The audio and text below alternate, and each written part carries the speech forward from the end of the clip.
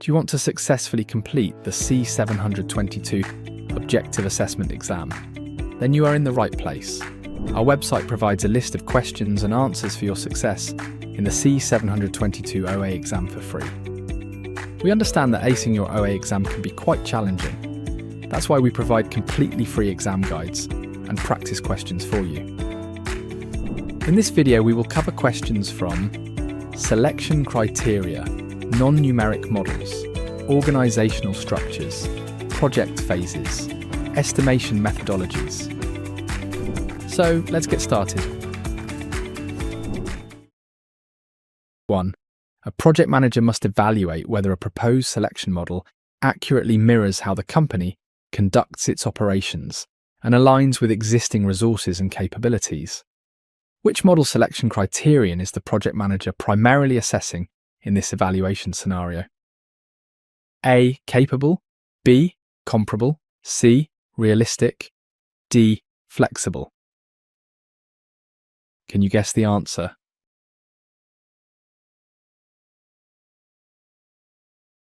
Correct answer, C. Realistic. Explanation: option C is correct because the realistic criterion ensures the model accurately reflects how the organisation does business and is appropriate for its resources, capabilities, and external environment. Option A is incorrect because the capable criterion focuses on whether the model uses factors relevant to the organisation rather than reflecting how operations are conducted overall. Option B is incorrect because the comparable criterion addresses whether the model can be used across multiple projects for comparison purposes rather than reflecting operational alignment. Option D is incorrect because the flexible criterion deals with the model providing accurate measures across changing conditions rather than mirroring existing business operations and resources. Let's tackle the model selection criteria that project managers use when choosing evaluation approaches.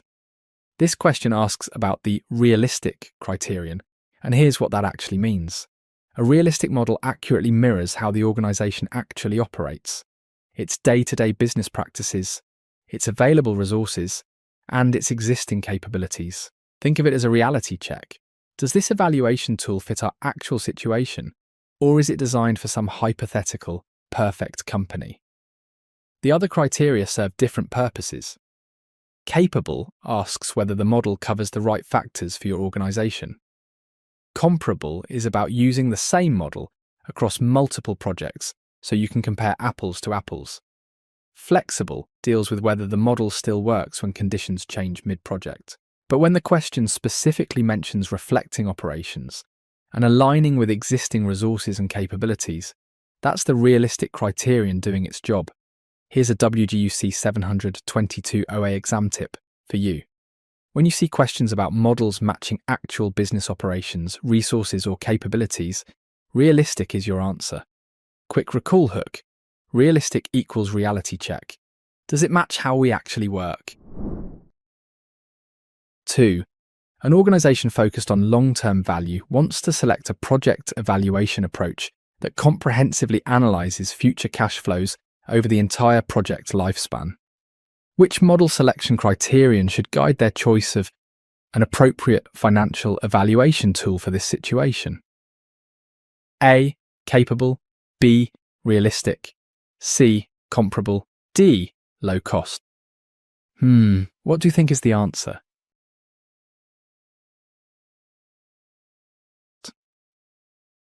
Correct answer, A. Capable. Explanation: option A is correct because the capable criterion ensures the model uses factors relevant to the organisation and covers its specific dimensions comprehensively, like long-term value analysis. Option B is incorrect because the realistic criterion focuses on reflecting how the organisation does business rather than ensuring comprehensive coverage of specific evaluation dimensions needed. Option C is incorrect because the comparable criterion addresses using models across different projects for comparison rather than ensuring comprehensive analysis of specific organisational factors. Option D is incorrect because the low-cost criterion focuses on keeping data gathering and model running costs reasonable, rather than ensuring comprehensive coverage of relevant factors. This question tests your understanding of the capable criterion in model selection. Here's the scenario. An organization wants to evaluate projects based on long-term value by analyzing future cash flows across the entire project lifespan. They need a model that comprehensively covers these specific dimensions. That's exactly what the capable criterion addresses. A capable model uses factors that are actually relevant to your organization and covers the dimensions you care about. In this case, long-term financial analysis. It's asking, can this model handle what we specifically need to evaluate? The realistic criterion is different. It focuses on whether the model reflects how you do business, not whether it covers specific evaluation dimensions. Comparable is about cross-project comparison, not comprehensive coverage of particular factors. Low cost concerns expense, not analytical capability. Here's a WGU C722 OA exam tip for you. When questions mention comprehensive coverage of specific factors, relevant dimensions, or analytical capability, think capable. Quick recall hook. Capable equals comprehensive coverage of what matters to you. 3. A government contractor discovers new environmental regulations will significantly impact project costs midway through analysis. The selection model must accommodate this unexpected regulatory change while maintaining accurate evaluation results. Which criterion addresses this adaptive requirement?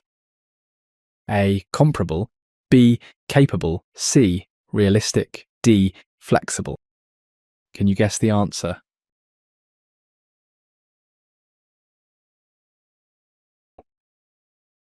Correct answer, D. Flexible. Explanation. Option D is correct because the flexible criterion ensures the model provides accurate measures across a reasonable range of conditions, including accommodating changes like new government regulations. Option A is incorrect because the comparable criterion focuses on using the model across multiple projects for comparison, rather than adapting to changing conditions during a single evaluation. Option B is incorrect because the capable criterion addresses using relevant organizational factors, rather than the ability to adapt when external conditions unexpectedly change during analysis. Option C is incorrect because the realistic criterion ensures the model reflects business operations rather than specifically addressing the ability to accommodate mid-analysis, regulatory, or environmental changes. Let's break down the flexible criterion through a real-world scenario. A government contractor is midway through project analysis when new environmental regulations hit. These regulations will significantly impact costs, but the project evaluation needs to continue with accurate results. This is where flexibility matters. A flexible model provides accurate measures across a reasonable range of conditions, including unexpected changes like new regulations, market shifts, or environmental factors. It adapts without breaking. The other criteria don't address this adaptability. Comparable focuses on using the same model across different projects. Capable addresses whether you're measuring the right factors. Realistic checks if the model matches your business operations. None of these specifically handle mid-analysis changes. When something unexpected lands on your desk and you need your evaluation to still work, that's the flexible criterion. Here's a WGU C722 OA exam tip for you. When questions mention adapting to changing conditions, accommodating unexpected changes, or maintaining accuracy through variations, flexible is your answer. Quick recall hook. Flexible equals flows with change. 4. Decision makers at a manufacturing firm need project evaluation results presented in formats they can quickly understand and apply, such as months to completion, dollar amounts, or percentage improvements. Which selection model criterion best addresses this requirement? A. Low cost. B. Easy to use. C. Flexible. D. Comparable. Do you know the answer?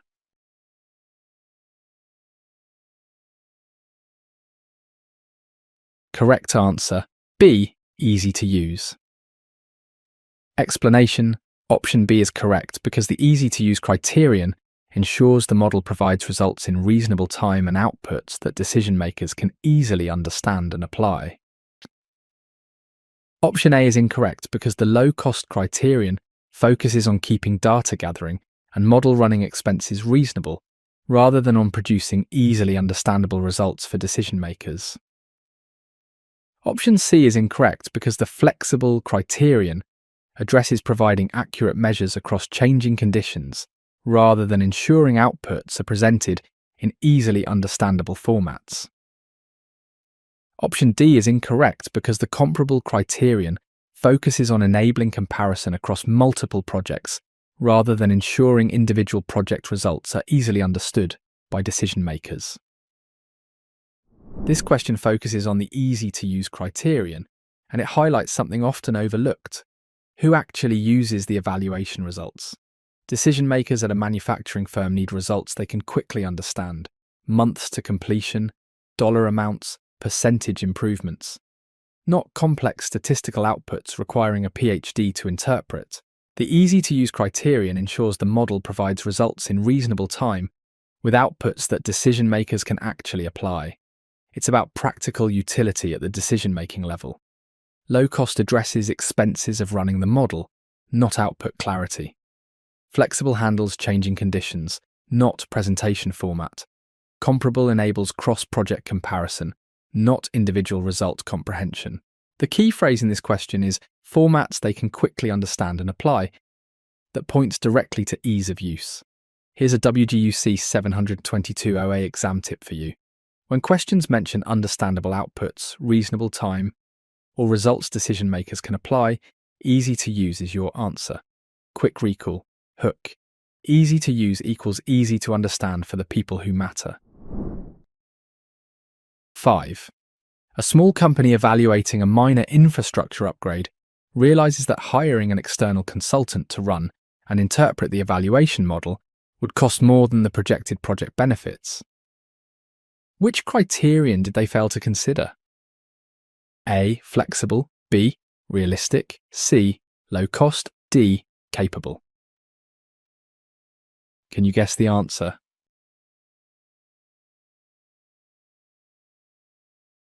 Correct answer, C. Low cost. Explanation: option C is correct because the low cost criterion requires that costs of gathering data and running the model should be low relative to the scale of the project being evaluated. Option A is incorrect because the flexible criterion addresses the model providing accurate measures across varying conditions rather than the expense of running and interpreting the model itself. Option B is incorrect because the realistic criterion focuses on whether the model reflects organizational operations rather than the proportional cost of implementing and running the model. Option D is incorrect because the capable criterion ensures the model uses relevant factors rather than addressing whether the model implementation costs are proportionate to project scale. Here's a classic exam scenario testing the low-cost criterion. A small company wants to evaluate a minor infrastructure upgrade. Problem: hiring an external consultant to run and interpret the model would cost more than the project's projected benefits. They failed the cost-benefit sanity check. The low-cost criterion states that gathering data and running the model should cost a reasonable amount relative to the project's scale. Spending more on evaluation than the project is worth makes no sense.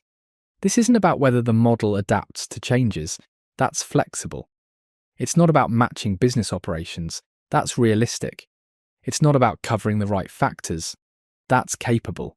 It's purely about proportional expense. A small project needs a lightweight evaluation approach. A major initiative can justify more elaborate analysis. Here's a WGU C722 OA exam tip for you. When questions mention evaluation costs exceeding benefits, disproportionate expenses, or cost relative to project scale, low cost is your answer. Quick recall. Hook. Low cost means lower than the benefit. Don't spend more evaluating than the project's worth. 6. A senior vice president proposes a new initiative during a board meeting. and despite limited analysis of its strategic value or financial returns, the project receives immediate approval, based solely on the executive's influence within the organisation. Which selection model does this scenario represent? A. Operating necessity. B. Checklist model. C. Competitive necessity. D. Sacred cow. Can you guess the answer?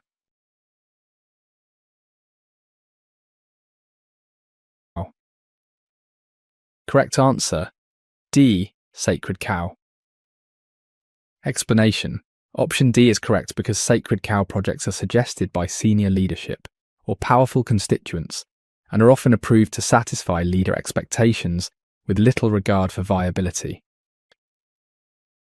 Option A is incorrect because operating necessity evaluates projects based on whether they ensure ongoing operations continue rather than being driven by executive influence and position.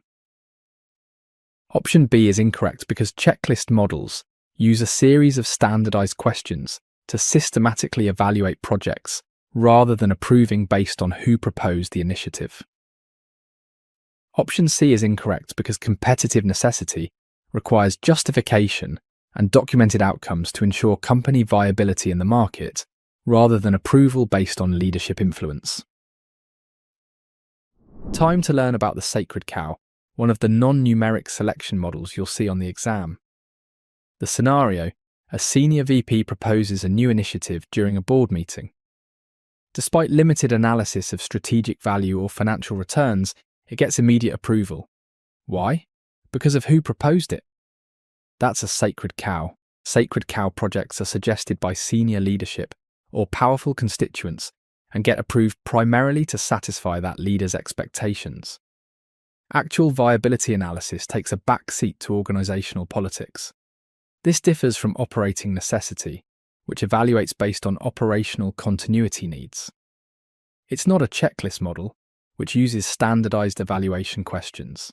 And it's not competitive necessity, which requires documented outcomes for market viability. The sacred cow is all about power and influence, not objective evaluation. Here's a WGU C722 OA exam tip for you. When questions describe projects approved based on who proposed them, rather than what they deliver, that's a sacred cow. Quick recall hook: sacred cow equals senior says so. Don't question the boss's pet project. 7. A retail company learns their primary competitor has launched an advanced e-commerce platform that is capturing significant market share. Leadership determines implementing similar technology is essential for maintaining business viability in the marketplace. Which selection model applies here? A. Competitive necessity. B. Sacred cow. C. Operating necessity. D. Checklist model. Do you know the answer?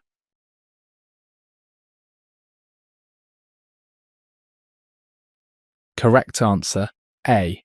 Competitive necessity. Explanation. Option A is correct because the competitive necessity model approves projects based on whether implementation will ensure the viability of the company in the competitive market environment. Option B is incorrect because sacred cow projects are approved based on senior leadership influence rather than competitive market pressures requiring the organisation to maintain market position. Option C is incorrect because operating necessity focuses on preventing operational interruptions rather than responding to competitive market pressures from rival organisations capturing market share. Option D is incorrect because checklist models use standardised evaluation questions rather than making approval decisions based on competitive market threats and business viability concerns. Let's examine competitive necessity, another non-numeric selection model. A retail company discovers their primary competitor launched an advanced e-commerce platform that's capturing significant market share. Leadership concludes, we need similar technology or we'll lose our position in the market. This isn't about what an executive wants. It's not about keeping current operations running. It's about survival in a competitive environment. Competitive necessity projects get approved because not implementing them threatens the company's viability against competitors. The market forces the decision. Compare this to Sacred Cow, where leadership influence drives approval regardless of merit. Operating necessity focuses on internal operational continuity, not external competitive threats. Checklist models use standardized evaluation criteria rather than competitive pressure assessment. Here's a WGU C722 OA exam tip for you. When questions mention competitors, market share, or business viability in the marketplace, competitive necessity is your answer. Quick recall hook. Competitive necessity equals competitors, force your hand. 8. A manufacturing plant's critical production system shows signs of imminent failure, and management understands that not replacing it immediately will halt all operations and revenue generation. Project approval follows this operational impact assessment. Which model is being applied? A. Sacred Cow. B. Competitive necessity. C. Operating necessity. D. Checklist model.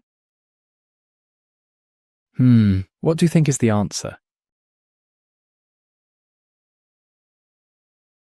Correct answer, C. Operating necessity. Explanation. Option C is correct because operating necessity evaluates projects based on whether they ensure ongoing operations continue, with the understanding that not executing will interrupt operations. Option A is incorrect because Sacred Cow projects gain approval through leadership influence rather than through assessment of potential operational interruptions and their business impact. Option B is incorrect because competitive necessity focuses on maintaining market viability against competitors rather than preventing internal operational interruptions from equipment failure. Option D is incorrect because checklist models systematically evaluate projects using standardized questions rather than making approval decisions based on operational continuity requirements. Now let's look at operating necessity, the third non-numeric model you need to know. A manufacturing plant's critical production system shows signs of imminent failure. If it fails completely, all operations halt. No operations means no revenue. Management approves the replacement project based on this operational impact assessment. That's operating necessity in action. The key question this model asks: if we don't do this project, will our operations stop? It's about keeping the lights on and the machines running. This differs from Sacred Cow, where approval comes from leadership influence, not operational analysis. It's not competitive necessity, which responds to external market threats, rather than internal equipment failure. Checklist models evaluate systematically, rather than based on operational continuity requirements. Here's a WGU C722 OA exam tip for you. When questions describe projects preventing operational interruptions, keeping systems running, or avoiding halted operations, that's operating necessity. Quick recall hook. Operating necessity equals operations must continue. 9. A project management office develops a standardized set of evaluation questions that every proposed project must answer. Teams compare their responses against established criteria to determine whether projects should be approved or rejected. Which non-numeric model is described? A. Operating necessity. B. Checklist model. C. Sacred Cow. D. Competitive necessity. What do you think is the answer?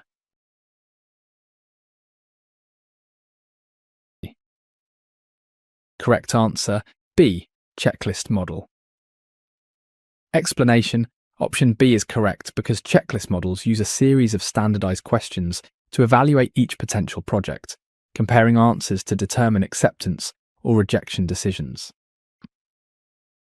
Option A is incorrect because operating necessity evaluates projects based on ensuring continued operations rather than using standardized questions applied consistently across all project proposals. Option C is incorrect because Sacred Cow projects are approved based on leadership influence rather than systematic evaluation through standardized questions and comparative analysis. Option D is incorrect because competitive necessity focuses on market viability considerations rather than using standardized question-based evaluation processes for making project decisions. The checklist model takes a structured approach to project selection. A project management office develops standardized evaluation questions that every proposed project must answer. Teams compare their responses against established criteria, yes or no, pass or fail. That's the checklist model. Think of it like a pre-flight checklist pilots use, a series of questions that must be addressed before proceeding. Does the project align with strategy? Is funding available? Are resources identified? Each project answers the same questions, ensuring consistent evaluation across proposals. This contrasts sharply with operating necessity, which focuses on keeping operations running rather than systematic questioning. Sacred cow projects bypass evaluation entirely based on leadership influence. Competitive necessity responds to market threats, not standardized criteria. Here's a WGU C722 OA exam tip for you. When questions mention standardized evaluation questions, consistent criteria across projects, or systematic yes-no assessments, checklist model is your answer. Quick recall hook. Checklist equals check the boxes. Same questions for every project. 10. A company wants to use evaluation approaches that focus on selection criteria beyond traditional numeric performance measures like return on investment, profit margins, and revenue projections. What category of models are they seeking to implement? A. Probabilistic models. B. Deterministic models. C. Checklist models. D. Non-numeric models. Can you guess the answer?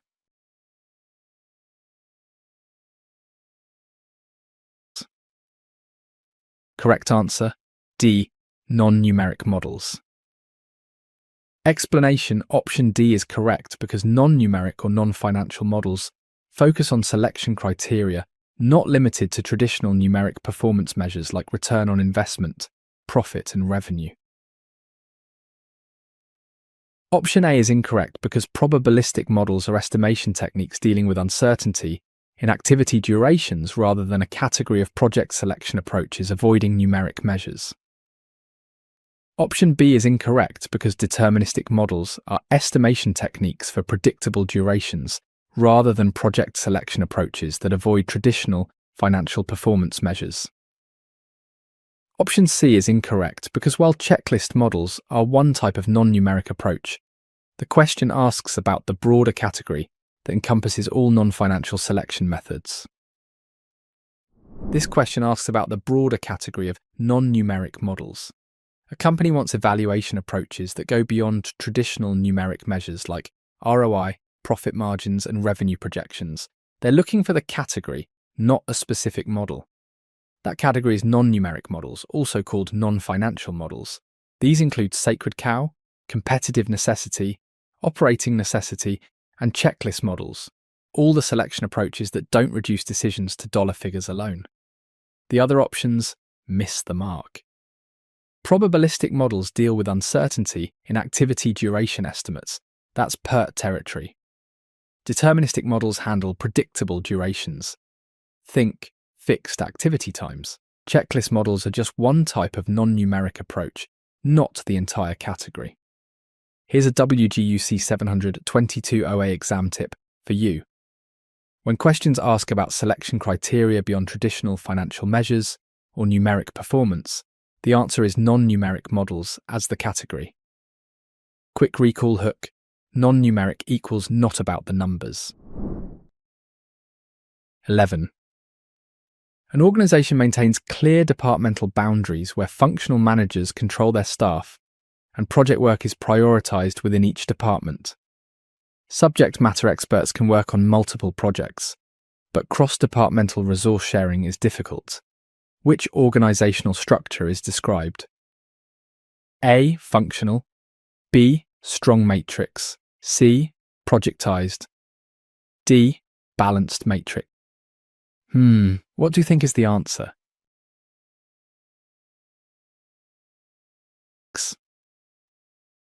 Correct answer A. Functional. Explanation.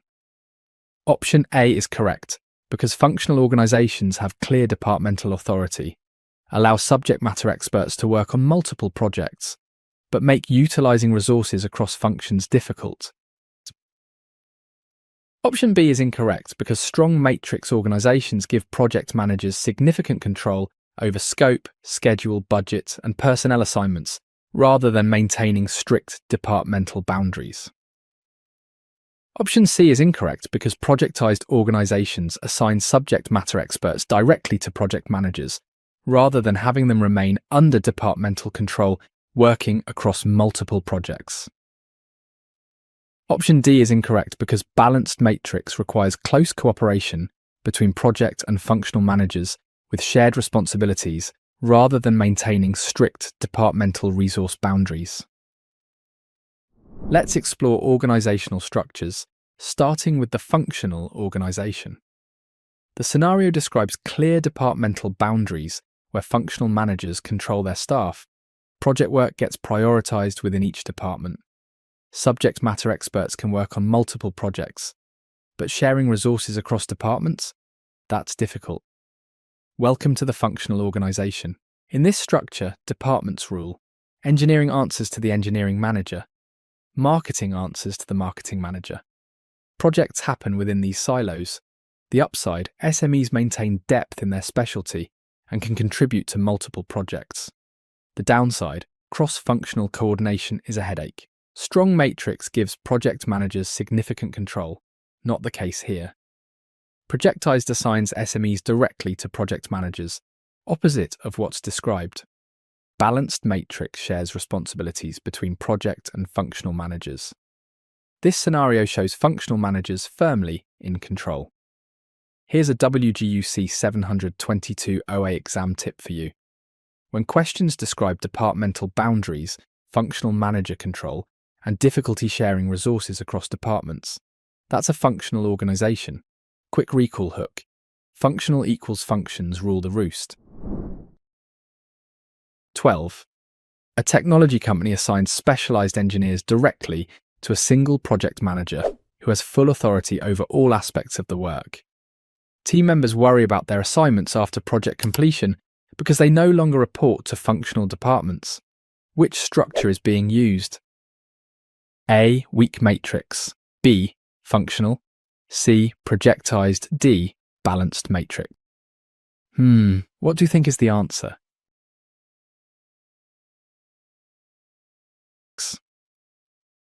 Correct answer, C. Projectized. Explanation. Option C is correct because projectized organizations assign subject matter experts directly to project managers with full authority, but team members may be anxious about post-project work assignments. Option A is incorrect because weak matrix structures keep project managers as coordinators with functional managers retaining responsibility rather than giving full authority to project managers. Option B is incorrect because functional organizations maintain departmental reporting relationships and allow subject matter experts to work across multiple projects rather than dedicating them to single projects. Option D is incorrect because balanced matrix structures share authority between project and functional managers rather than giving project managers complete control over assigned personnel. Now let's look at the opposite end of the spectrum, the projectized organization. A technology company assigns specialized engineers directly to a single project manager who has full authority over all aspects of the work. Team members worry about their assignments after project completion because they no longer report to functional departments. That anxiety about what happens next is a telltale sign of projectized structure. In projectized organizations, the project manager is king. They control scope, schedule, budget, and personnel. Team members are dedicated to the project, not borrowed from departments. The advantage, laser focus on project success. The disadvantage, team members face uncertainty when the project ends. Where do they go? Weak matrix keeps project managers as coordinators only. Functional maintains departmental reporting. Balanced matrix shares authority. None of these create the post-project anxiety described. Here's a WGU C722 OA exam tip for you.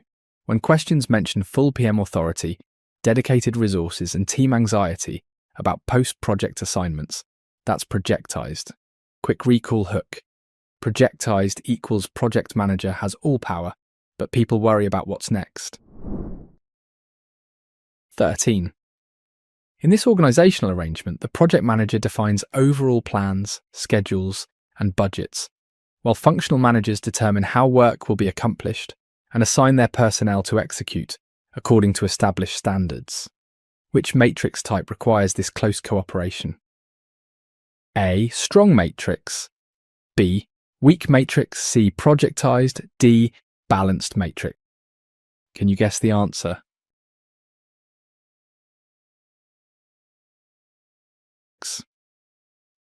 Correct answer, D. Balanced matrix. Explanation: option D is correct because balanced matrix has the project manager defining what needs accomplished, while functional managers determine how work is done, requiring close cooperation. Option A is incorrect because strong matrix gives project managers much more control, including scope trade-offs, schedule, budget, and functional personnel assignments beyond just defining plans. Option B is incorrect because weak matrix keeps functional managers responsible for their project portions, with project managers acting only as coordinators between departments. Option C is incorrect because projectized organizations give project managers full authority over all aspects rather than sharing responsibilities between project and functional managers. The balanced matrix sits right in the middle of the organizational structure spectrum. In this arrangement, the project manager defines overall plans, schedules, and budgets, the what. Functional managers determine how work will be accomplished and assign their personnel, the how. This requires close cooperation between both sides. Think of it as a partnership. The PM says, we need this deliverable by this date with this budget. The functional manager says, here's my team member who will do it according to our technical standards. Neither side has complete control. This differs from strong matrix, where PMs have much more authority, including personnel assignments. It's not weak matrix, where PMs act only as coordinators while functional managers own everything. And it's certainly not projectized, where PMs have total control. Here's a WGU C722 OA exam tip for you. When questions describe shared responsibilities between project managers and functional managers with neither having dominant control, that's balanced matrix. Quick recall hook. Balanced matrix equals both sides share. PM defines what, functional defines how. 14. A company uses an organizational approach where project managers act primarily as coordinators between departments, while functional managers remain fully responsible for their own portions of project work. The structure closely resembles traditional departmental organization. Which type is this? A. Weak matrix. B. Strong matrix. C. Balanced matrix. D. Projectized.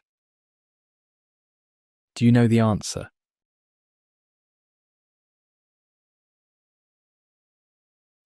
Correct answer, A. Weak matrix. Explanation: option A is correct because a weak matrix is very similar to a functional organization, with project managers designated as coordinators, while functional managers remain responsible for their project portions. Option B is incorrect because a strong matrix gives project managers significant control over scope, schedule, budget, and personnel rather than having them serve only as coordinators. Option C is incorrect because a balanced matrix shares responsibilities between project and functional managers rather than keeping functional managers fully responsible for their portions. Option D is incorrect because projectized organizations have project managers with full authority over team members rather than serving as coordinators between functional departments. The weak matrix is closest to a traditional functional organization. Project managers act primarily as coordinators between departments, while functional managers remain fully responsible for their own portions of project work. The structure closely resembles departmental organization, with a thin project coordination layer on top. In a weak matrix, the PM has limited authority. They track progress, facilitate communication, and coordinate schedules. But when it comes to actual work assignments, priorities, and how things get done, that's still functional manager territory. The PM is more like a helpful traffic controller than a commander. This contrasts with strong matrix, where PMs have significant control over personnel and project decisions. Balanced matrix shares responsibilities more equally. Projectized gives PMs complete authority. The key phrase in this question closely resembles traditional departmental organization. That's your weak matrix signal. Here's a WGU C722 OA exam tip for you. When questions describe PMs as coordinators with functional managers retaining responsibility, that's weak matrix. Quick recall hook. Weak matrix equals weak PM power, mostly just coordination. 15. An organization wants maximum project focus while maintaining access to specialized technical expertise across departments. However, leadership acknowledges this approach requires significant coordination between functional departments and project managers, potentially creating friction over resource allocation. Which structure offers these characteristics? A. Functional. B. Matrix. C. Projectized. D. Departmentalized. Do you know the answer?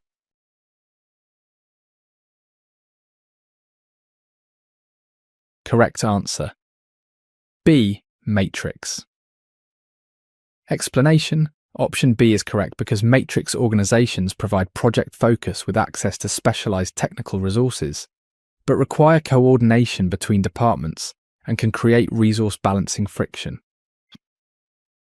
Option A is incorrect because functional organizations maintain departmental focus rather than project focus and make cross-functional resource utilization and project collaboration difficult.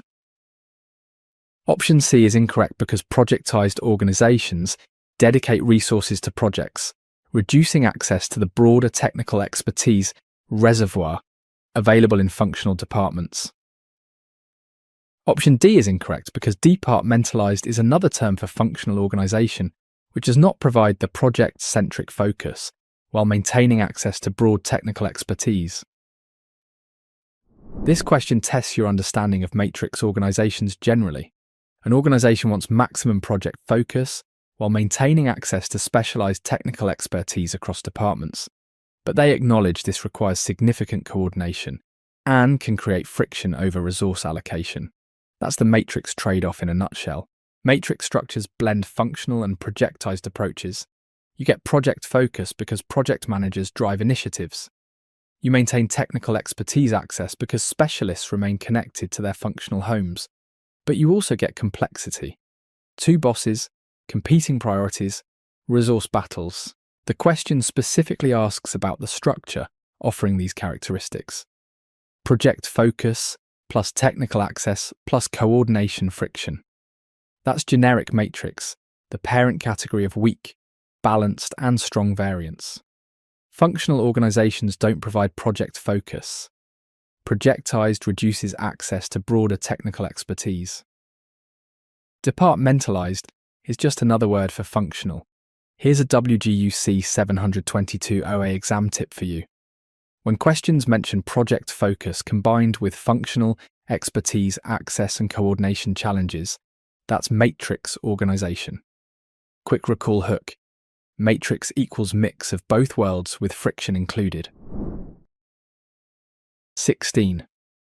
During this project phase, the initial idea becomes formalized into a proposal. The project charter receives sponsor signature, and decision makers complete the selection process to determine whether the initiative will move forward into detailed planning activities. Which phase encompasses these activities? A. Planning. B. Executing. C. Defining. D. Closing. Can you guess the answer?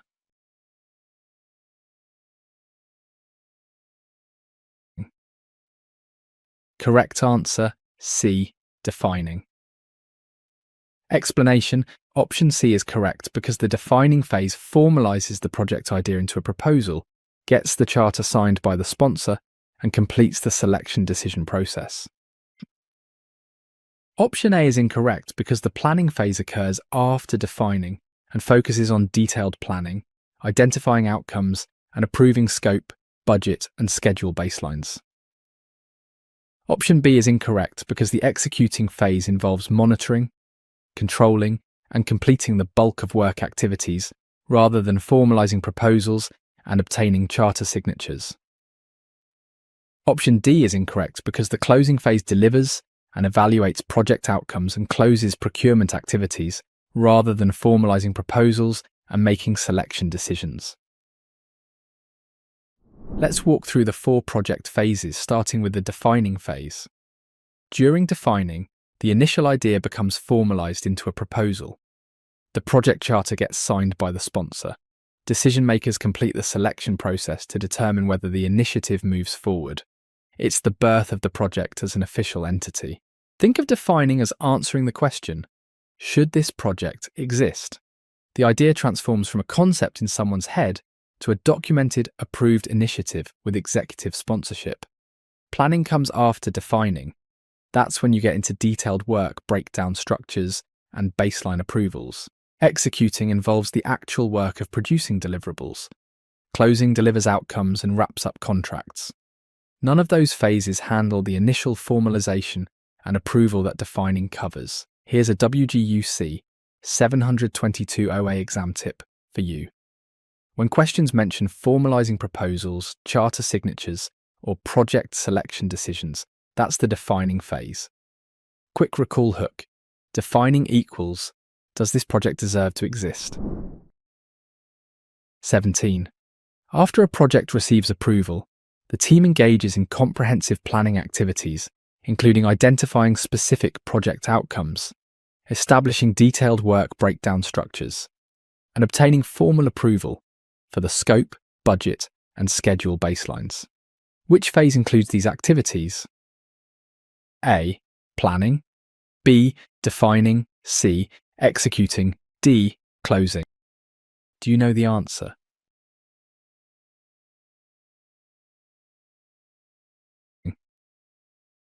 Correct answer, A. Planning. Explanation: option A is correct because the planning phase involves detailed planning, identifying project outcomes, and obtaining formal approval for scope, budget, and schedule baselines. Option B is incorrect because the defining phase focuses on formalizing proposals and completing selection decisions, not detailed planning and baseline approvals. Option C is incorrect because the executing phase focuses on monitoring, controlling, and completing work activities, not establishing plans and obtaining baseline approvals.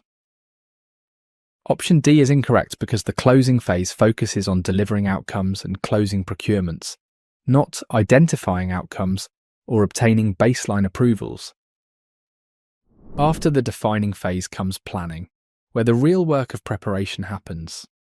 The team engages in comprehensive planning activities, identifying specific project outcomes, establishing detailed work breakdown structures, and obtaining formal approval for scope, budget, and schedule baselines. This is where you figure out exactly how you will accomplish what was approved in defining.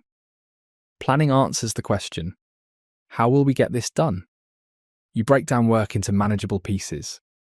You estimate durations and costs. You identify risks.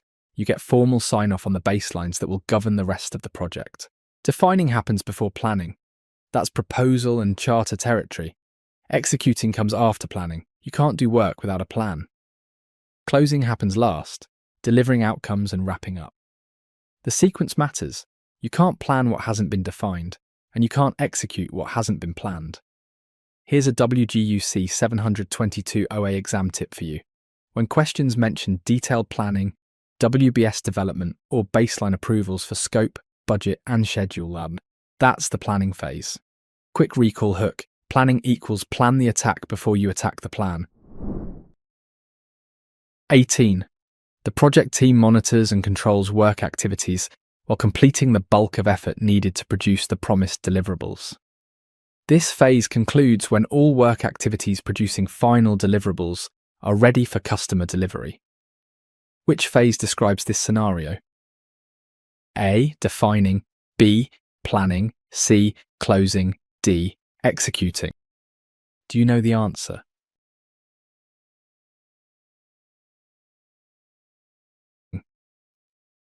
Correct answer, D. Executing. Explanation. Option D is correct because the executing phase involves monitoring and controlling work activities, completing the bulk of work, and ends when deliverables are ready for delivery. Option A is incorrect because the defining phase formalizes proposals and completes selection decisions rather than monitoring work and producing deliverables for customer delivery. Option B is incorrect because the planning phase establishes detailed plans and baselines rather than monitoring ongoing work and completing activities that produce final deliverables.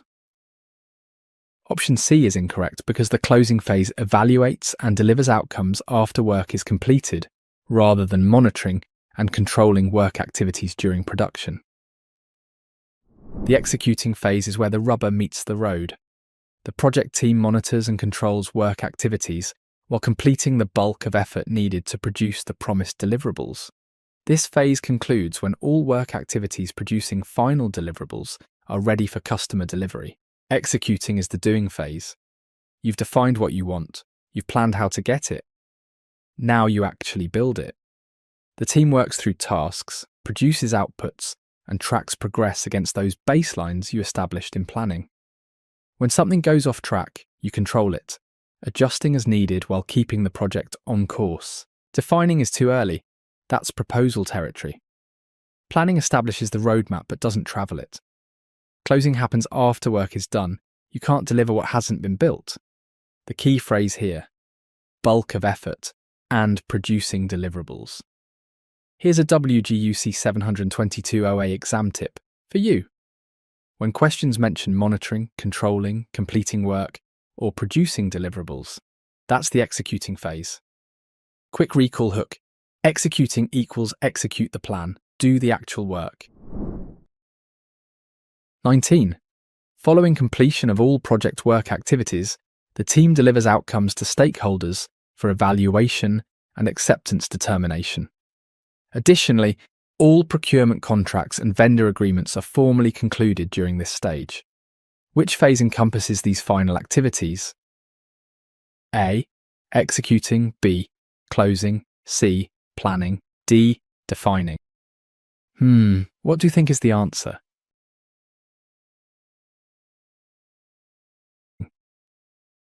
Correct answer, B. Closing. Explanation. Option B is correct because the closing phase delivers project outcomes for evaluation, determines acceptability, and closes out all procurement activities and vendor agreements.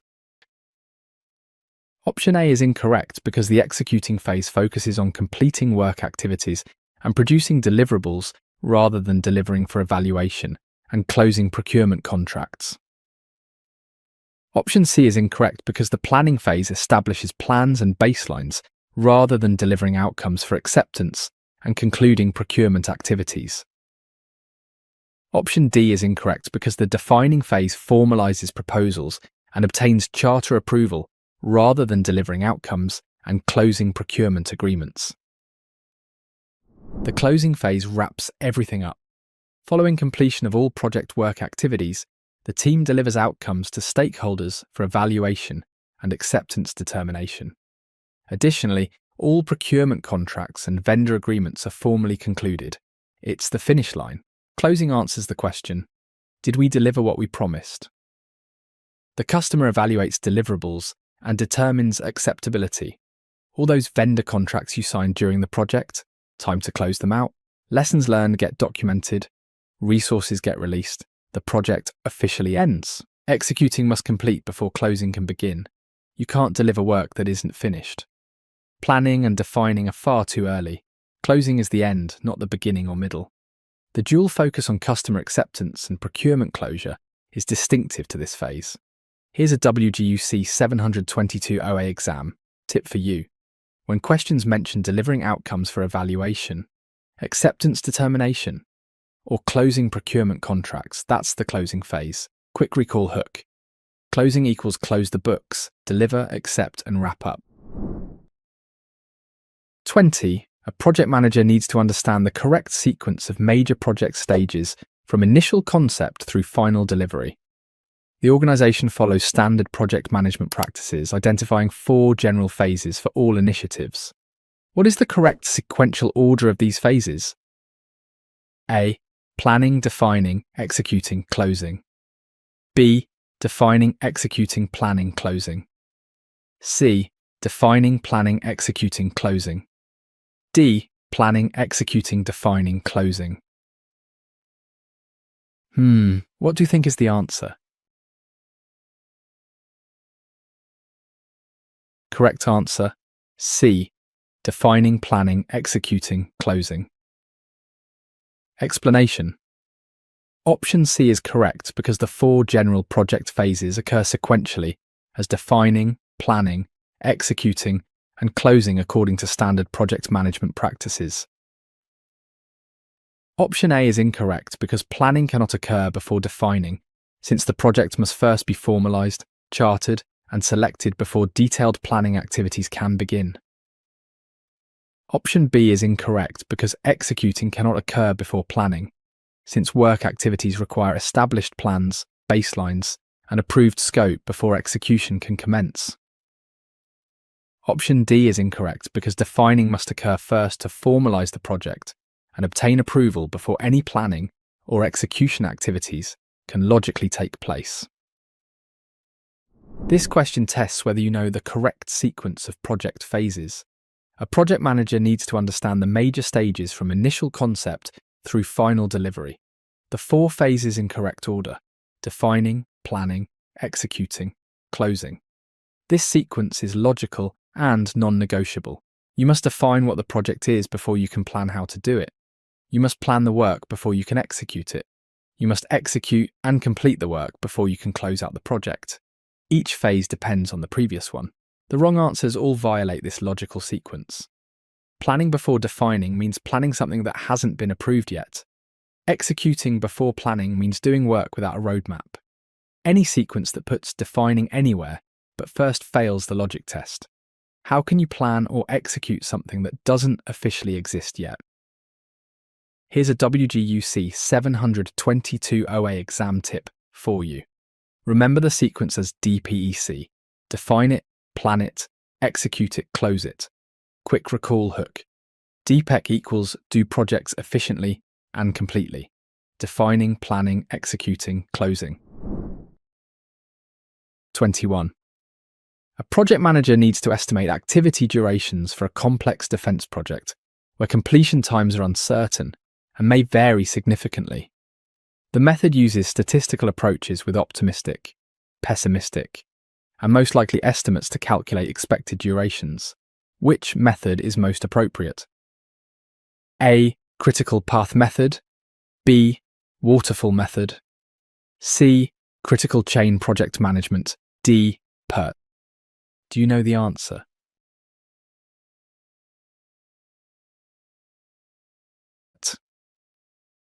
Correct answer, D.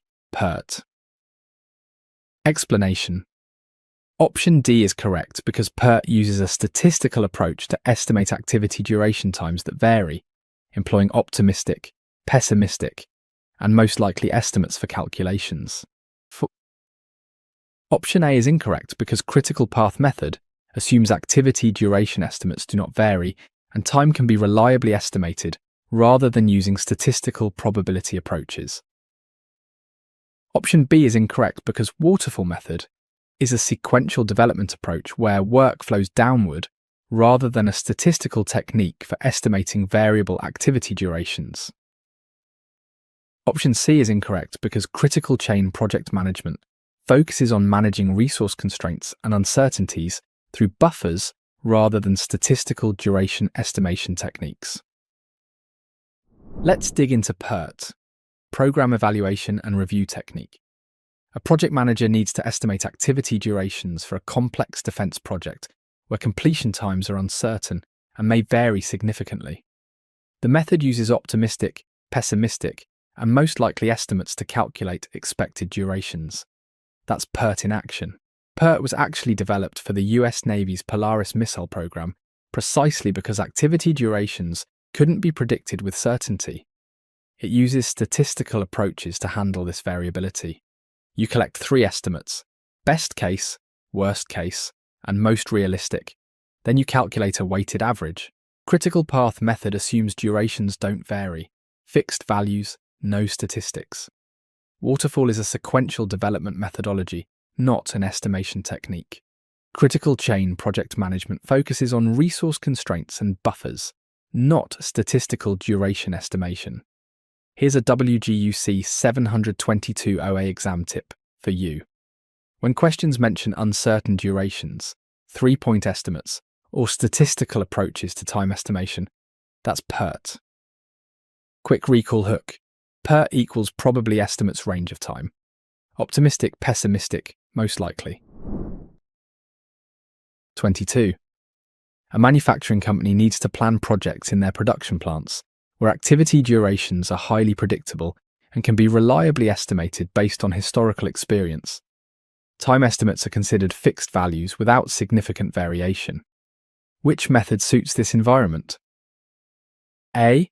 CPM, B. PERT, C. CCPM, D. Waterfall. Can you guess the answer?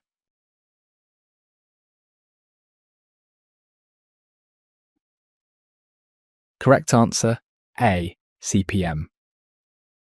Explanation: option A is correct because critical path method is used when estimates do not vary and time can be reliably estimated, making it suitable for predictable manufacturing environments. Option B is incorrect because program evaluation and review technique uses statistical approaches for situations when activity durations are uncertain and vary rather than for predictable, fixed duration environments. Option C is incorrect because critical chain project management focuses on resource constraints and uncertainty buffers rather than fixed duration estimates in predictable environments. Option D is incorrect because waterfall is a sequential development methodology rather than a method specifically designed for estimating predictable, fixed activity durations. Now let's look at the opposite situation: critical path method, or CPM. A manufacturing company needs to plan projects where activity durations are highly predictable based on historical experience. Time estimates are fixed values without significant variation. CPM is your tool. CPM assumes you can reliably estimate how long activities will take. No ranges, no probability distributions, just solid numbers based on experience. Manufacturing environments often fit this profile because similar work has been done many times before. PERT handles uncertainty with 3 estimates. CPM handles certainty with 1. CCPM adds resource constraint planning and buffers. Different focus. Waterfall describes how work flows through phases, not how you estimate time. Here's a WGU C722 OA exam tip for you. When questions mention predictable durations, reliable estimates, or fixed time values based on history, that's CPM. Quick recall hook. CPM equals certain, predictable, measured, no guessing needed. 23. A project faces significant resource constraints where team members and specialized equipment have limited availability.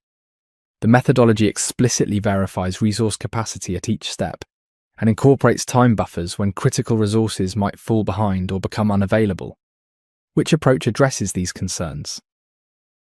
A. PERT, B.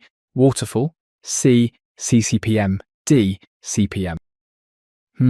What do you think is the answer?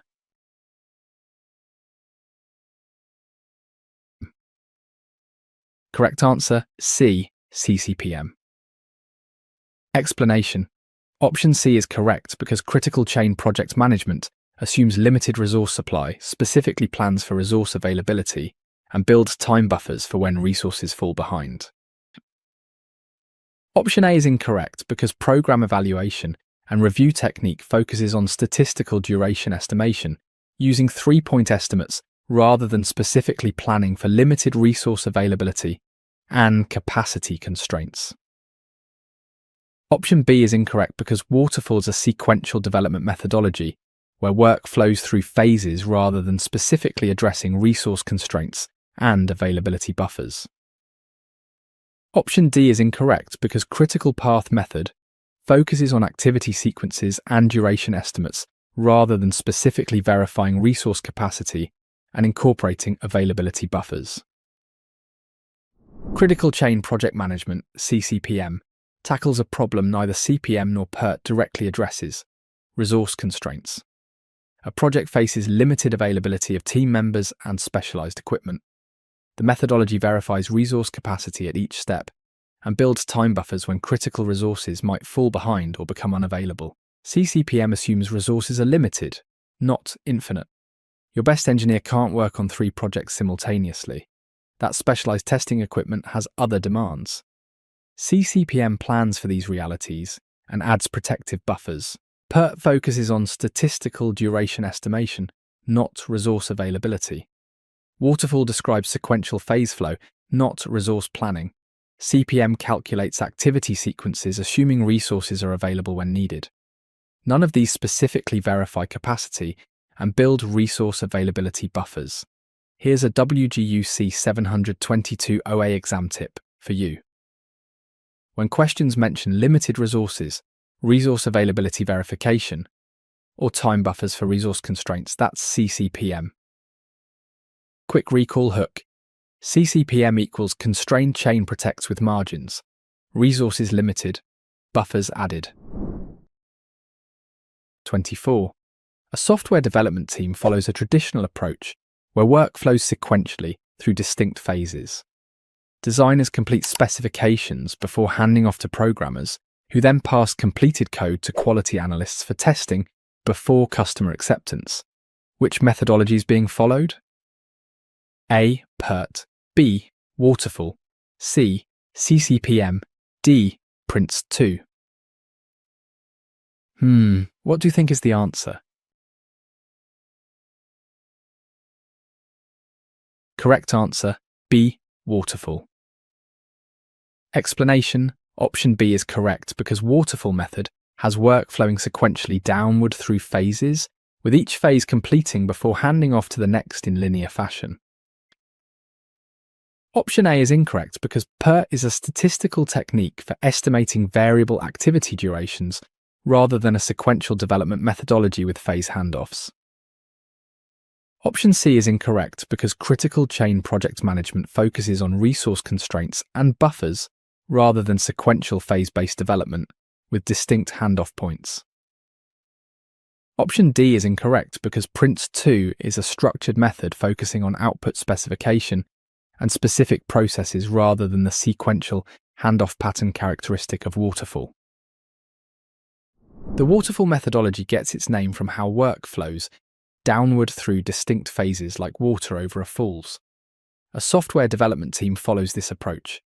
Designers complete specifications, then hand off to programmers, who pass completed code to quality analysts for testing, then customer acceptance. Each phase finishes before the next begins. Waterfall is sequential and linear. Phase 1 completes, hands off to Phase 2, which completes and hands off to Phase 3. No going back up the waterfall. This differs from PERT, which is an estimation technique, not a development methodology. CCPM focuses on resource constraints and buffers. PRINCE2 is a structured management method, not specifically about sequential phase handoffs. The key waterfall characteristic: work flows one direction through distinct phases with clear handoff points. Here's a WGU C722 OA exam tip for you. When questions describe sequential phases, distinct handoffs, and work flowing in one direction, that's waterfall. Quick recall hook. Waterfall equals water flows down. Work flows through phases, no going back. 25. An international organization requires a highly structured project management approach, with specific processes and terminology, ensuring all participants understand their work. The method emphasizes specification of project outputs and has widespread acceptance throughout European Union member nations. Which methodology meets these requirements? A. CPM, B. PERT, C. Waterfall, D. Prince2. What do you think is the answer?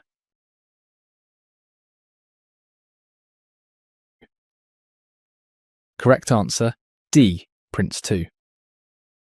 Explanation. Option D is correct because Prince2 is a highly structured method, focusing on output specification, with specific processes and terminology, having wide acceptance in the European Union. Option A is incorrect because critical path method is a scheduling technique for estimating durations and identifying critical activities rather than a comprehensive structured project management methodology. Option B is incorrect because PERT is a statistical duration estimation technique rather than a structured project management methodology with specific processes and European regional acceptance. Option C is incorrect because waterfall is a sequential development approach rather than a highly structured methodology with specific terminology and widespread European Union acceptance.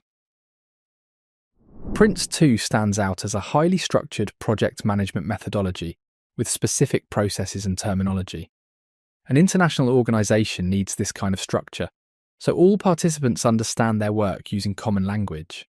Prince2 emphasises specification of project outputs and has widespread acceptance throughout European Union member nations.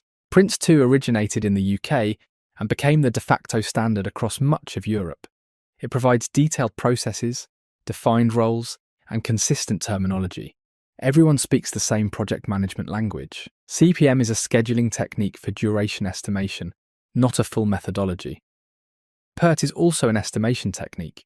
Waterfall describes sequential development but lacks the comprehensive structure and standardized terminology Prince2 provides. Here's a WGU C722 OA exam tip for you. When questions mention structured methodology, specific processes and terminology, output specification, or European Union acceptance, that's Prince2. Quick recall hook, Prince2 equals process-rich, international, named correctly, everywhere structured with European roots. 26. A project analyst calculates how long it will take for project revenues to recover the initial investment costs. This measure divides the estimated project cost by the expected monthly return to determine when the organisation will break even. Which financial measure is being calculated? A. Net present value. B. Internal rate of return. C. Payback period. D. Opportunity cost. Do you know the answer?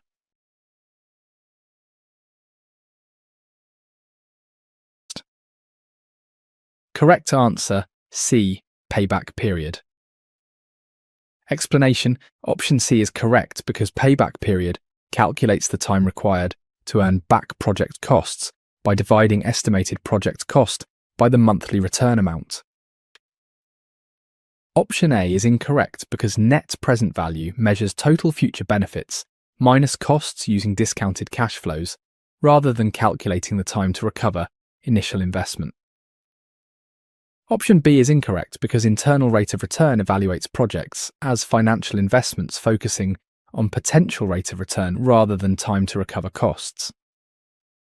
Option D is incorrect because opportunity cost represents the benefit from the next best alternative use of money rather than calculating time to recover project investment. Payback period answers a simple question: how long until we get our money back? A project analyst divides estimated project cost by expected monthly return to determine when the organisation breaks even.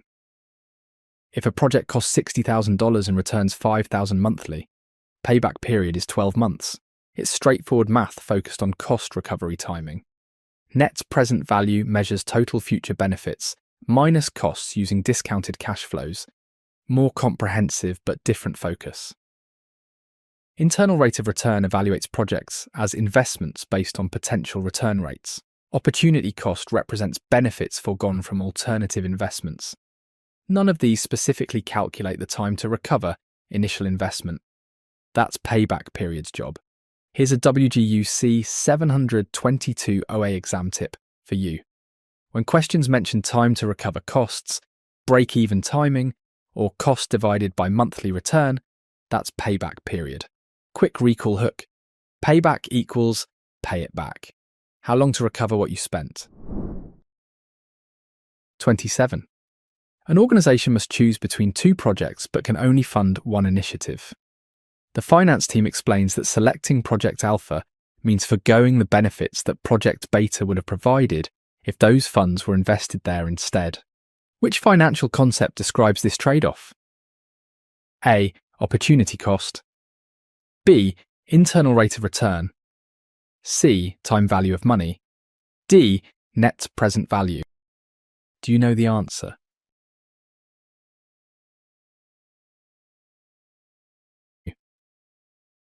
Correct answer, A. Opportunity cost.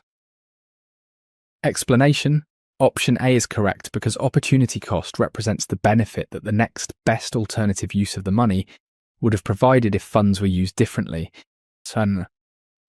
Option B is incorrect because internal rate of return evaluates projects as investments based on potential return rates, rather than comparing benefits foregone from alternative choices. Option C is incorrect because time value of money addresses the principle that money is worth more now than later, rather than comparing benefits from alternative investment options. Option D is incorrect because net present value calculates total future benefits minus costs rather than representing the benefit foregone by not selecting an alternative project. Opportunity cost captures what you give up when you make a choice. An organisation must choose between two projects, but can only fund one. Selecting Project Alpha means forgoing the benefits Project Beta would have provided. That foregone benefit is the opportunity cost of choosing Alpha. Every decision has an opportunity cost because resources are finite. Choosing one path closes off another. The opportunity cost isn't what you spend, it's what you could have gained from the alternative you didn't pick.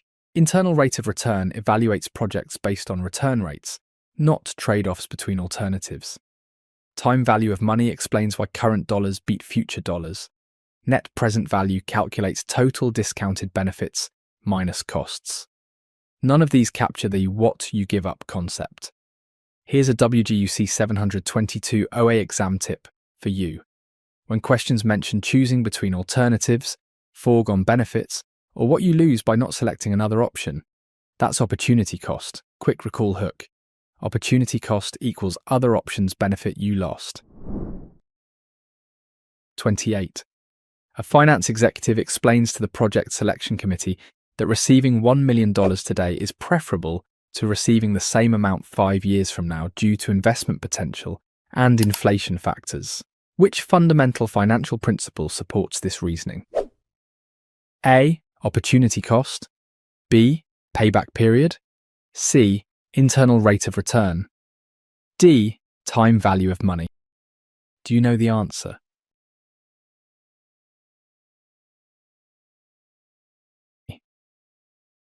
Correct answer, D.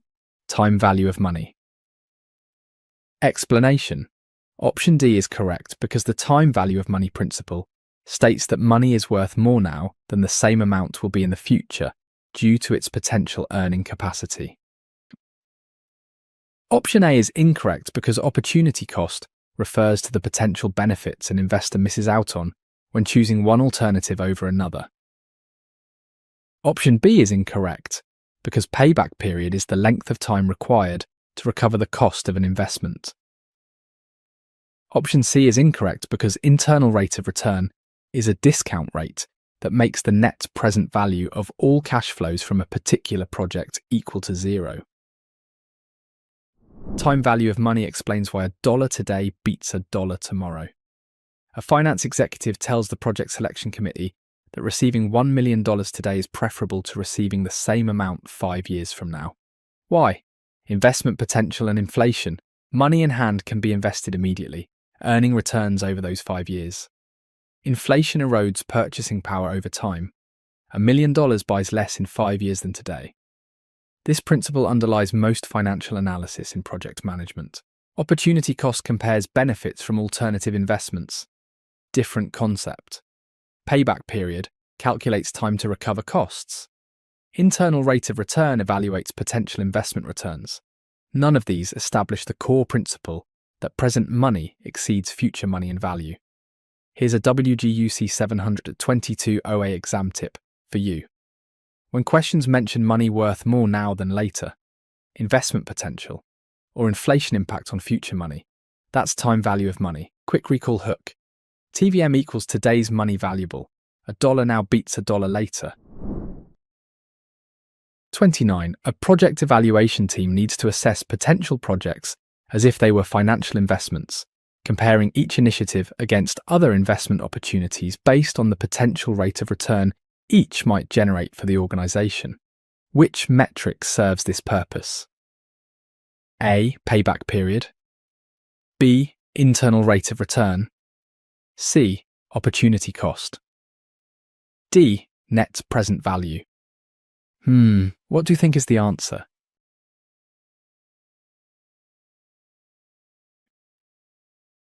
Correct answer, B. Internal rate of return. Explanation. Option B is correct because internal rate of return evaluates potential projects as financial investments, focusing specifically on the potential rate of return a project might produce. Option A is incorrect because payback period calculates the time to recover costs rather than evaluating projects as investments based on their potential rate of return. Option C is incorrect because opportunity cost compares benefits foregone from alternatives rather than evaluating individual projects as investments based on return rates. Option D is incorrect because net present value measures total benefits minus costs using discounted cash flows rather than focusing specifically on potential rate of return. Internal rate of return, IRR, treats projects as investments. A project evaluation team needs to compare initiatives against other investment opportunities based on potential rate of return. That's exactly what IRR does. IRR asks, what annual return rate does this project generate? If Project A has an IRR of 15% and Project B has 12%, Project A delivers better investment performance. It lets you compare projects to other investment options, stocks, bonds, other business initiatives. Payback period tells you when you recover costs, not return rate. Opportunity cost compares foregone alternatives. Net present value calculates total discounted benefits minus costs. Useful but not specifically focused on return rate comparison. Here's a WGU C722 OA exam tip for you. When questions mention evaluating projects as investments, comparing return rates, or assessing potential rate of return, that's IRR. Quick recall hook. IRR equals investment return rate. What percentage does this project earn? 30. A long-term infrastructure project requires evaluation, considering all costs and benefits over its entire working life. The analysis must account for future net cash flows, including both cash outflows and inflows throughout the project outcome lifespan. Which measure provides this comprehensive assessment? A. Net present value. B. Internal rate of return. C. Payback period. D. Opportunity cost. What do you think is the answer?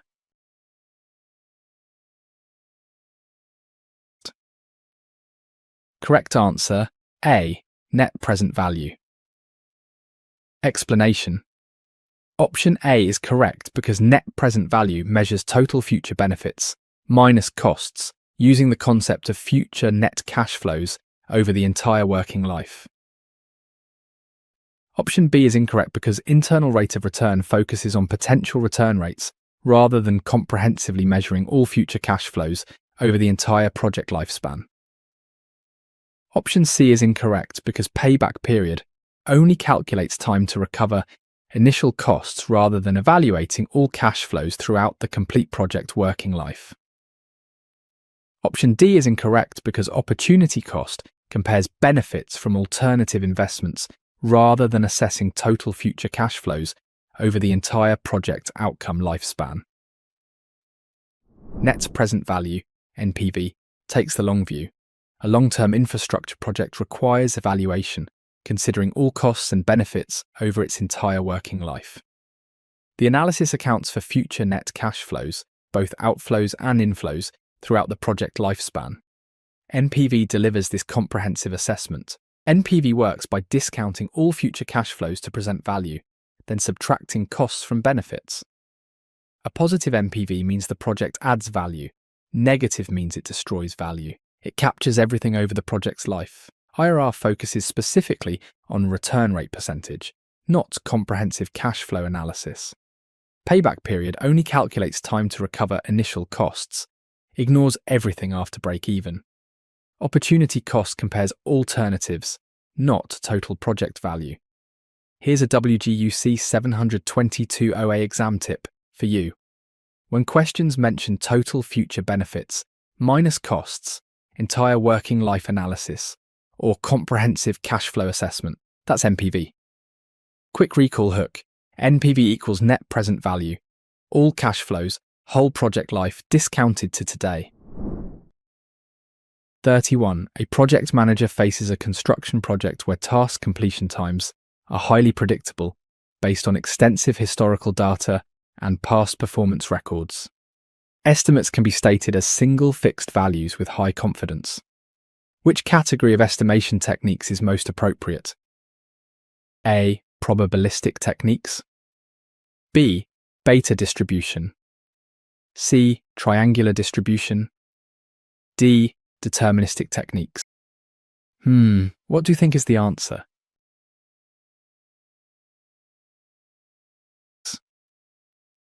Correct answer, D. Deterministic techniques. Explanation. Option D is correct because deterministic duration estimation techniques are appropriate when activity durations are very predictable and can be stated as reliable fixed values. Option A is incorrect because probabilistic techniques are used when there is uncertainty in how long activities will take, rather than when durations are highly predictable. Option B is incorrect because beta distribution is a specific probabilistic technique, using 3 estimates for uncertain durations, rather than for highly predictable fixed durations. Option C is incorrect because triangular distribution is a probabilistic technique, averaging 3 estimates for uncertain durations, rather than for reliable, predictable time estimates. Deterministic techniques work when you can nail down the numbers. A construction project manager faces highly predictable task completion times based on extensive historical data. Estimates can be stated as single fixed values with high confidence. Deterministic techniques fit this situation perfectly. The word deterministic means determined, fixed, certain, known. You're not guessing or calculating probabilities. Based on past experience, this task takes exactly 5 days. Period. Probabilistic techniques handle uncertainty using multiple estimates.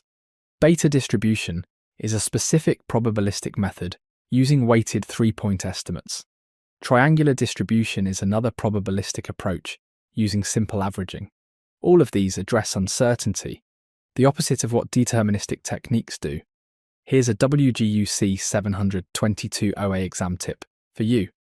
When questions mention predictable durations, fixed values, or high confidence based on historical data, that's deterministic techniques. Quick recall hook. Deterministic equals determined and certain. Fixed numbers, no guessing. 32. An expert provides a single estimate for each project activity based on personal knowledge and historical information from similar past projects.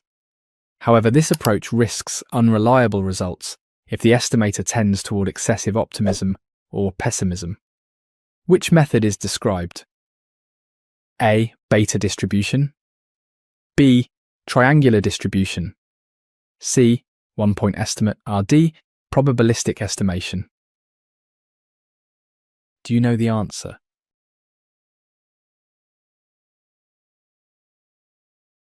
Correct answer, C. 1-point estimate.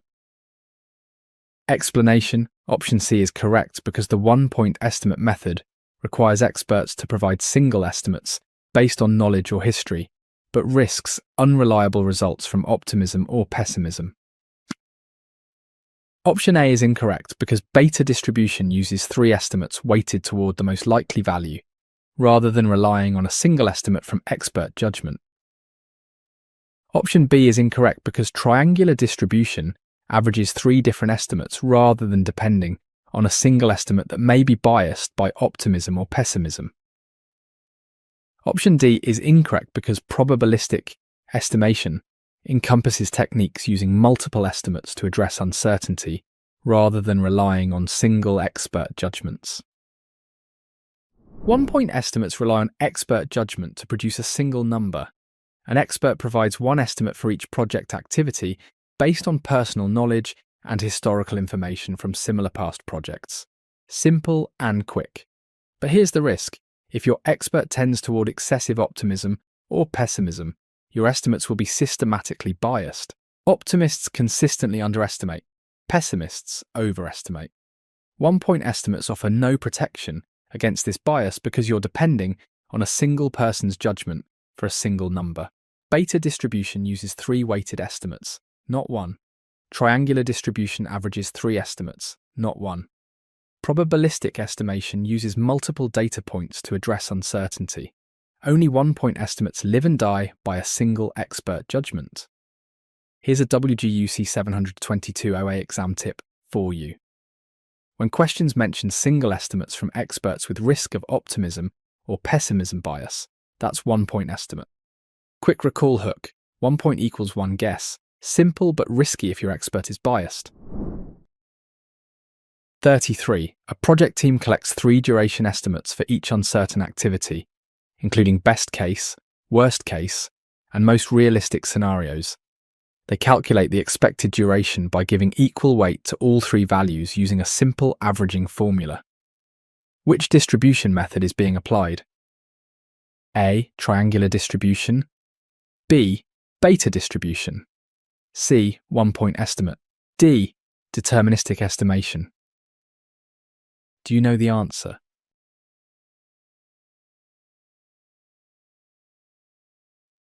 Correct answer, A.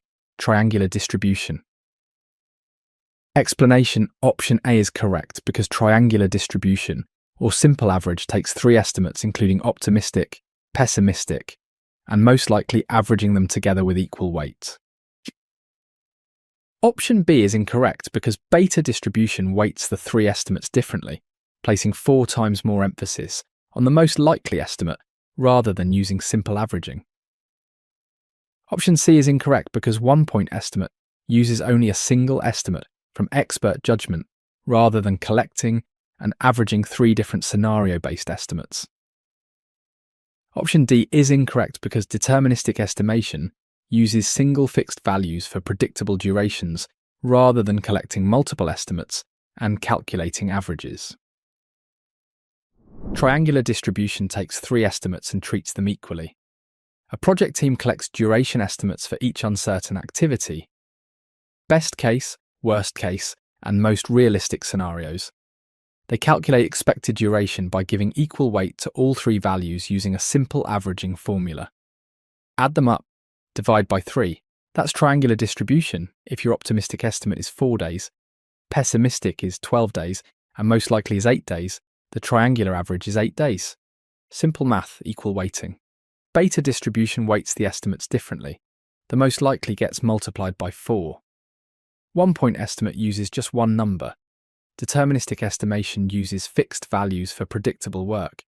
Only triangular distribution gives equal weight to all 3 scenario-based estimates.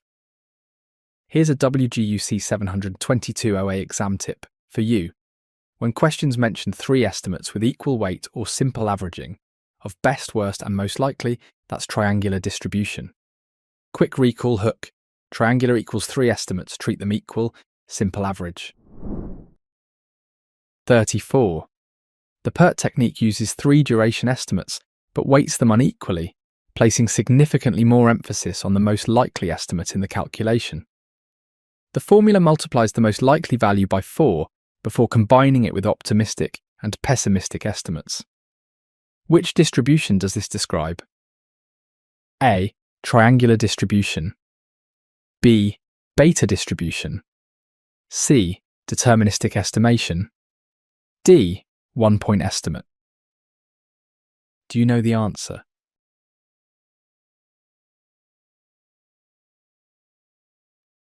Correct answer: B. Beta distribution. Explanation: option B is correct because beta distribution, developed as PERT, uses 3 estimates but places emphasis on the most likely estimate by multiplying it by 4.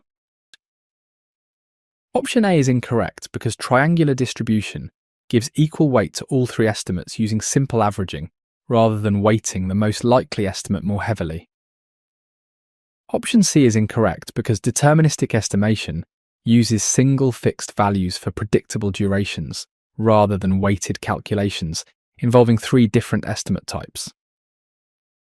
Option D is incorrect because one-point estimate relies on single expert judgments rather than combining 3 weighted estimates with emphasis on the most likely value. Beta distribution, used in PERT Tamnika 1, plays favourites with the most likely estimate. The technique uses 3 duration estimates but weights them unequally. The most likely estimate gets multiplied by 4 before combining with optimistic and pessimistic. This heavy weighting reflects the reality that work usually finishes somewhere near the most likely time. The PERT formula, optimistic plus 4 times most likely plus pessimistic, all divided by 6.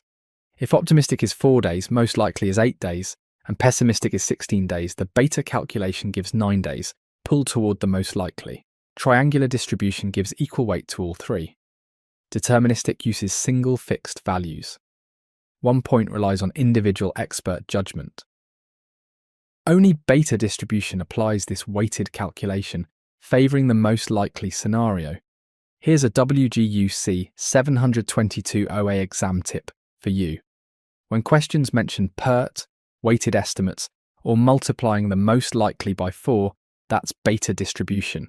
Quick recall hook. Beta equals best guess emphasized times 4. Most likely matters most. 35. When project activities have uncertain completion times that cannot be reliably predicted, the project manager should employ estimation approaches that account for variability by collecting multiple estimates representing different potential scenarios. Which broad category encompasses these uncertainty handling techniques? A. Deterministic techniques. B. One-point estimate. C. Simple average method. D. Probabilistic techniques. Can you guess the answer?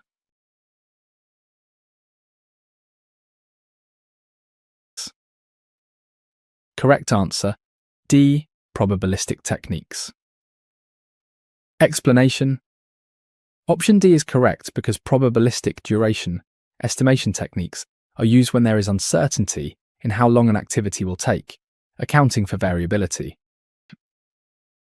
Option A is incorrect because deterministic techniques assume durations are predictable with reliable fixed values rather than addressing uncertainty through multiple scenario estimates. Option B is incorrect because one-point estimate is a deterministic approach using single expert judgments rather than a technique specifically designed for handling duration uncertainty. Option C is incorrect because simple average method is one specific probabilistic technique rather than the broad category encompassing all uncertainty handling estimation approaches. Probabilistic techniques exist because the future is uncertain.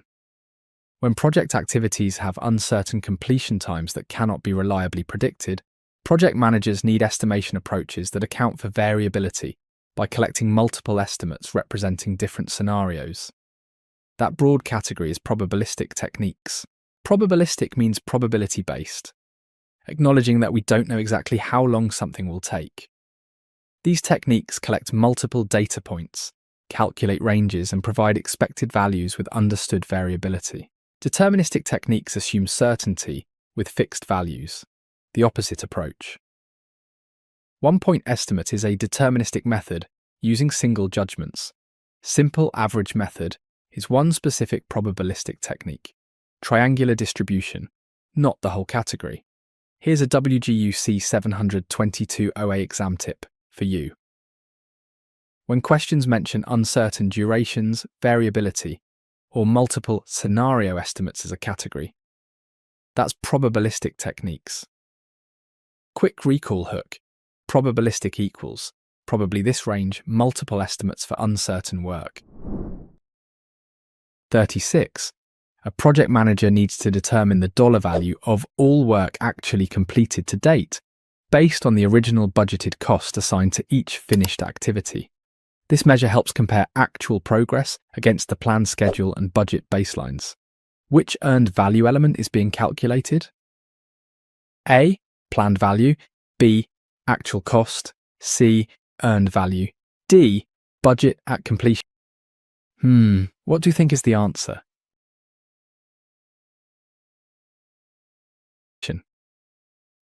Correct answer, C. Earned value. Explanation. Option C is correct because earned value represents the dollar value of all work completed to date, based on the baseline budgeted cost of each completed activity. Option A is incorrect because planned value represents the dollar value of work scheduled to have been completed by now, rather than the value of work actually finished. Option B is incorrect because actual cost represents total dollars spent to date, including paid and incurred expenses, rather than the budgeted value of completed work. Option D is incorrect because budget at completion represents the total approved baseline budget for the entire completed project, rather than value of currently completed work. Earned value tells you what your completed work is actually worth. A project manager needs to determine the dollar value of all work actually completed to date, based on the original budgeted cost assigned to each finished activity. This measures real progress in monetary terms. If an activity was budgeted at $10,000 and it's complete, you've earned $10,000 of value, regardless of what you actually spent. Planned value represents what should have been done by now, according to the schedule, not what's actually complete. Actual cost is what you've spent, not the budgeted value of completed work. Budget at completion is the total project budget, not to current progress. Earned value specifically measures completed work, valued at budgeted amounts. Here's a WGU C722 OA exam tip for you. When questions mention dollar value of completed work based on budgeted cost, that's earned value. Quick recall hook. EV equals earned by completing, what your finished work is worth at budget rates. 37.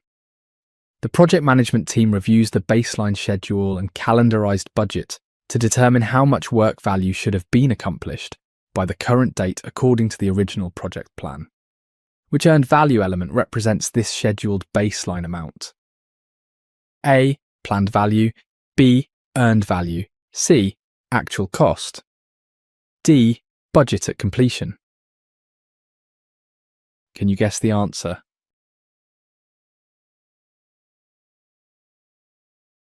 Correct answer, A. Planned value. Explanation. Option A is correct because planned value represents the dollar value of all work scheduled to have been completed to date, based on the baseline schedule and calendarized budgets. Option B is incorrect because earned value represents the actual dollar value of work, completed rather than the scheduled value that should have been accomplished by now. Option C is incorrect because actual cost represents dollars actually spent to date, rather than the budgeted value of work that was scheduled for completion. Option D is incorrect because budget at completion represents the total approved budget for the entire project, rather than the scheduled value through the current date. Planned value answers the question, where should we be right now? The project management team reviews the baseline schedule and calendarized budget to determine how much work value should have been accomplished by the current date, according to the original plan. That's planned value. Think of planned value as your target, the scheduled progress measured in dollars. If your plan said you'd complete $50,000 worth of work by today, your PV is $50,000, whether you actually hit that target or not. Earned value measures what you actually completed. Actual cost measures what you actually spent. Budget at completion is the total project budget. None of these represent the scheduled target value based on the baseline. Here's a WGU C722 OA exam tip for you. When questions mention scheduled work value, baseline target, or what should have been done by now, that's planned value. Quick recall hook, PV equals planned progress value, what the schedule says you should have done. 38. A finance analyst compiles all project expenditures, including invoices already paid, work completed but not yet invoiced, and expenses incurred but not yet processed through accounts payable. This comprehensive total represents all monetary outflows through the current reporting period. Which element is being calculated? A. Earned value. B. Planned value. C. Budget at completion. D. Actual cost. Do you know the answer?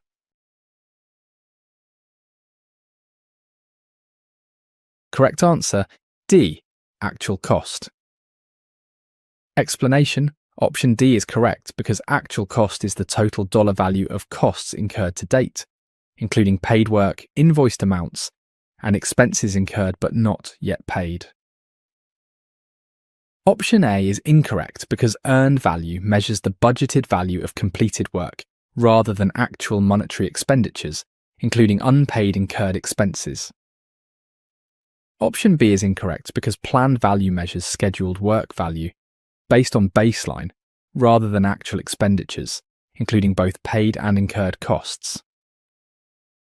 Option C is incorrect because budget at completion represents the total approved project budget rather than the cumulative actual expenditures through the current period. Earned value measures budgeted value of completed work. Planned value measures scheduled target value. Budget at completion is total project budget. None of these capture actual expenditures, including incurred but unpaid costs. Here's a WGU C722 OA exam tip for you.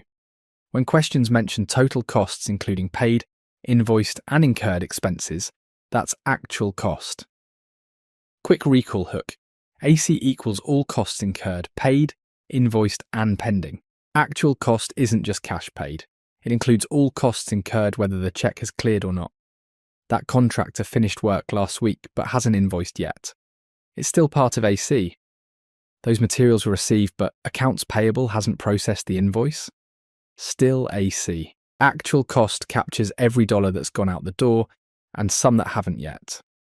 A finance analyst compiles all project expenditures, invoices already paid, work completed but not yet invoiced, and expenses incurred but not yet processed through accounts payable. This comprehensive total represents all monetary outflows through the current period. 39. When calculating earned value for activities currently in progress, one simplified approach assigns 50% completion immediately when work begins and 100% only upon final completion, with no intermediate percentages calculated during execution. Which rule describes this approach? A. 0-100 rule. B. 50-50 rule. C. Proportional completion rule. D. Weighted milestone rule. Do you know the answer?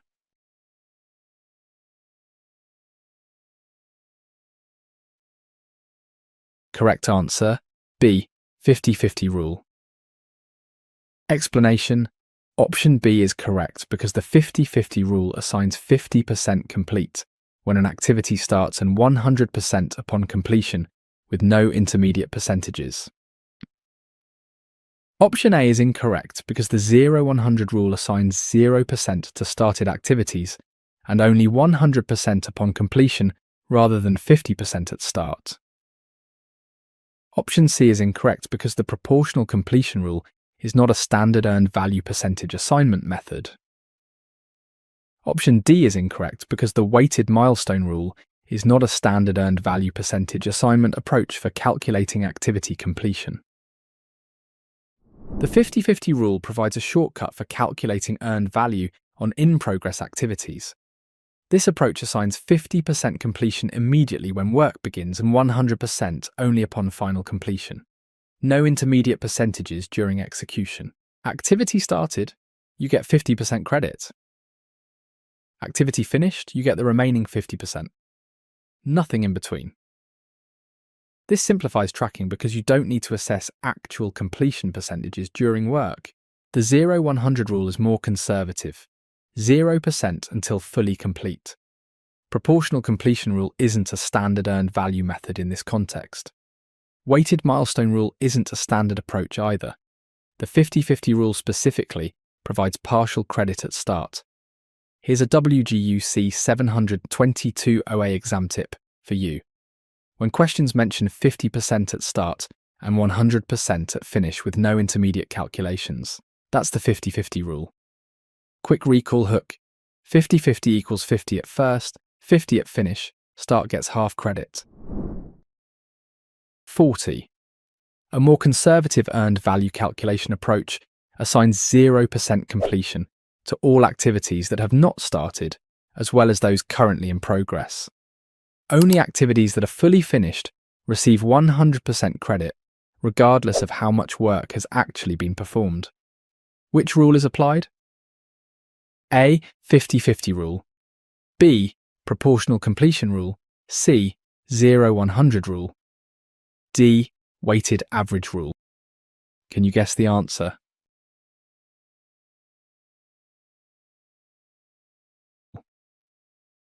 Correct answer, C. 0-100 rule. Explanation. Option C is correct, because the 0-100 rule assigns 0% to activities not started, and those in progress with only completed activities receiving 100%. Option A is incorrect because the 50-50 rule assigns 50% credit when activities start, rather than keeping in progress activities at 0% until completion. Option B is incorrect because the proportional completion rule allows for partial credit based on estimated completion percentages, not just 0 or 100%. Option D is incorrect because the weighted average rule is a general calculation method and not a specific rule assigning only 0 or 100% completion values. The 0-100 rule takes a conservative stance on earned value. This approach assigns 0% completion to all activities not started as well as those currently in progress. Only activities fully finished receive 100% credit, regardless of how much work has actually been performed. No partial credit. You're either done or you're not. An activity that's 90% complete gets 0 credit until that final 10% is finished. This conservative approach prevents over-reporting progress on work that might stall before completion. The 50-50 rule grants 50% credit when work starts. Proportional completion and weighted average aren't standard earned value methods that restrict credit to only 0 or 100% values. Here's a WGU C722 OA exam tip for you. When questions mention 0% for in-progress work and only 100% for complete work, that's the 0-100 rule. Quick recall hook. 0-100 equals 0 until 100. No partial credit allowed. 41. A newly assembled project team meets for the first time with members unfamiliar with each other. This initial period involves introductions, exchanging information, and beginning to form relationships before any real collaborative work can begin. Which team development stage is occurring? A. Forming. B. Storming. C. Norming. D. Performing. Do you know the answer?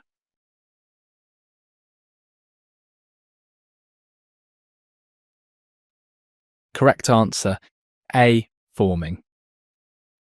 Explanation. Option A is correct because forming is when team members may be meeting for the first time, exchanging information, and beginning to form relationships through introduction. Option B is incorrect because storming involves team members learning about each other, but struggling with working dynamics and potentially jockeying for position within the team. Option C is incorrect because norming occurs when members have figured out how to interact with working relationships and trust beginning to form among them. Option D is incorrect because performing happens when team members are fully comfortable working together with trust developed and productive work occurring consistently. Let's explore Tuckman's team development stages, starting with forming. A newly assembled project team meets for the first time. Members are unfamiliar with each other. This initial period involves introductions, exchanging information, and beginning to form relationships before any real collaborative work can begin. That's forming, the birth of the team. During forming, everyone is polite, cautious, maybe a little uncertain. People are figuring out who's who, what the project is about, and where they fit. Real work hasn't started yet because relationships haven't formed. Storming comes next with its conflicts and struggles. Norming follows when people figure out how to work together. Performing is the high-functioning stage. None of these describe the initial meeting and introduction phase. Here's a WGU C722 OA exam tip for you. When questions mention first meetings, introductions, unfamiliar team members, or early relationship formation, that's forming. Quick recall hook. Forming equals first meetings. The team is just getting acquainted. 42. Team members are learning about each other, but struggling to understand how to work together effectively. Some individuals compete for influence within the group, while personalities surface revealing strengths, weaknesses, and personal needs. Conflict and struggle may occur during this integration period. Which stage describes this situation? A. Forming. B. Norming. C. Performing. D. Storming. What do you think is the answer?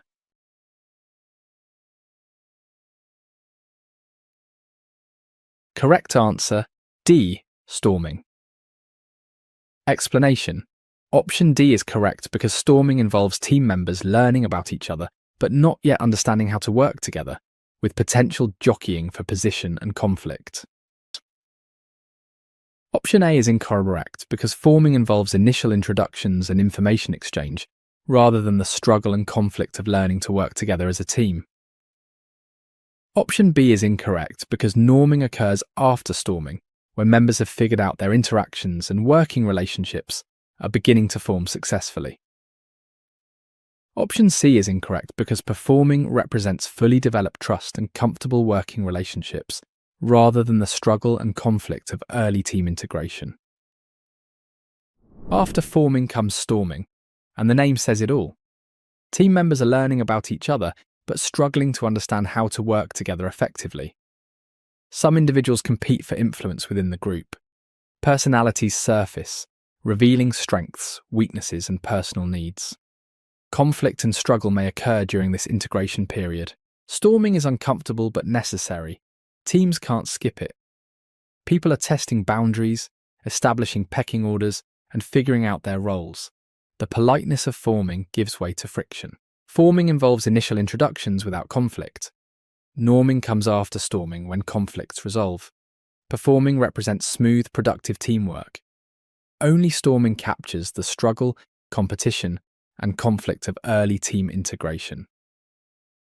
Here's a WGU C722 OA exam tip for you. When questions mention team conflict, competition for influence, struggle to work together, or jockeying for position, that's storming. Quick recall hook. Storming equals struggle and conflict. The team battles through growing pains. 43. After initial struggles, the project team has figured out how members will interact with each other. Working relationships are forming, trust is developing among colleagues, and people feel increasingly comfortable sharing information openly and willingly. Which developmental stage has been reached? A. Forming. B. Storming. C. Norming. D. Performing. What do you think is the answer?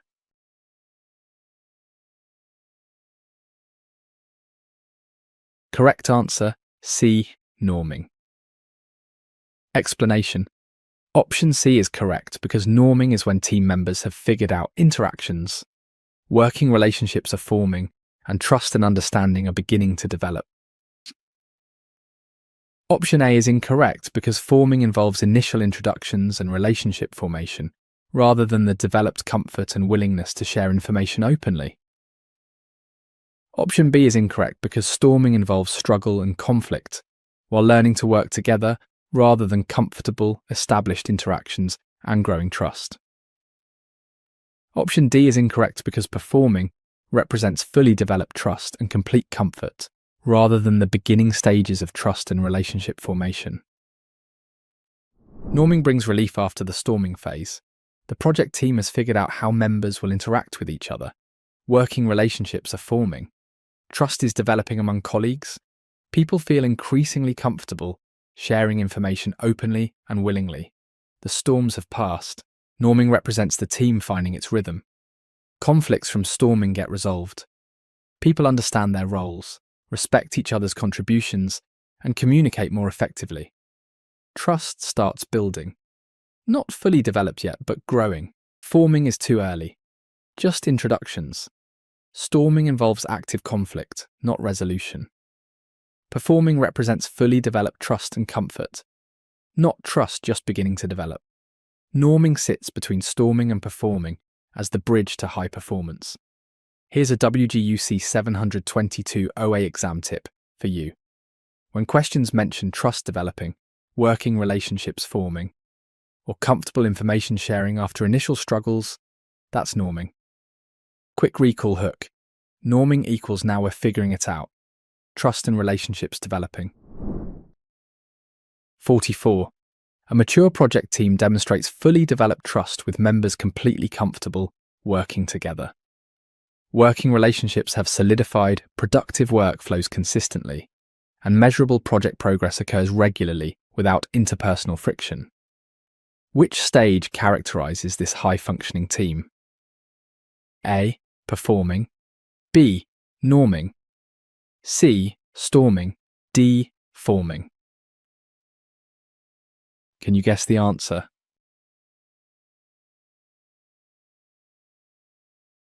Correct answer, A. Performing. Explanation. Option A is correct because performing is when team members are fully comfortable working together with developed trust, solid working relationships, and consistent project progress. Option B is incorrect because norming represents trust and relationships beginning to form, rather than the fully developed trust and complete comfort of high-functioning teams. Option C is incorrect because storming involves struggle and conflict while learning to work together, rather than the smooth, productive functioning of mature teams.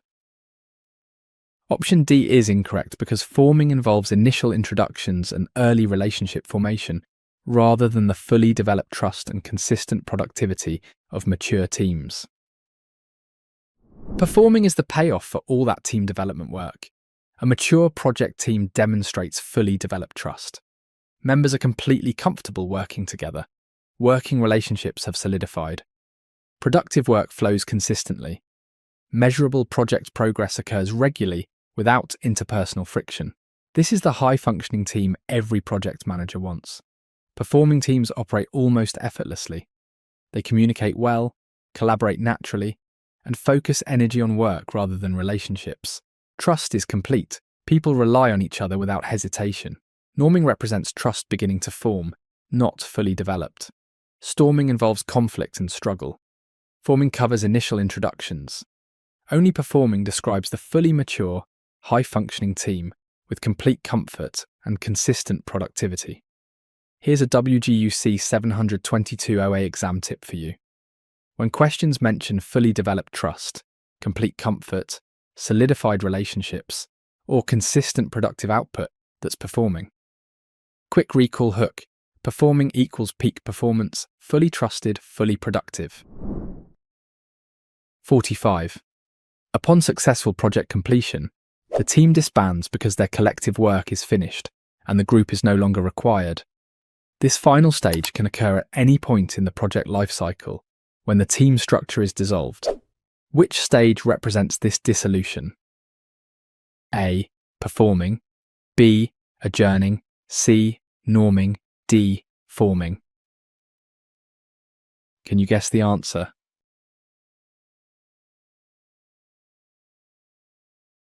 Correct answer, B. Adjourning. Explanation. Option B is correct because adjourning occurs only when all teamwork has been completed and the team is no longer required, happening at any life cycle point. Option A is incorrect because performing represents active productive work with fully functioning teams rather than the dissolution that occurs when teams are no longer needed. Option C is incorrect because norming involves developing working relationships and growing trust rather than the disbanding of teams after work completion. Option D is incorrect because forming involves initial team assembly and introductions rather than the dissolution of teams when their collective work is finished. Adjourning is the stage Tuckman added later, the ending. Upon successful project completion, the team disbands because their collective work is finished and the group is no longer required. This final stage can occur at any point in the project lifecycle when the team structure is dissolved, the party's over. Adjourning recognizes that project teams are temporary. They come together, do their work, and then disperse. Team members move to other projects, return to functional departments, or leave the organization. The team identity dissolves. Performing represents active, high-functioning work, not dissolution. Norming involves developing relationships, not ending them. Forming is the beginning, not the end. Only adjourning describes the disbanding of a team when its purpose is complete. Here's a WGU C722 OA exam tip for you. When questions mention team disbanding, project completion leading to dissolution, or team no longer required, that's adjourning. Quick recall hook. Adjourning equals all done, time to leave, team disbands when work is complete. 46. In project scheduling, a logical relationship exists where the successor activity cannot begin until the predecessor activity has been completed. For example, materials cannot be purchased until the design receives owner approval. Which dependency type describes this sequential constraint? A. Start to start. B. Start to finish. C. Finish to finish. D. Finish to start. Can you guess the answer?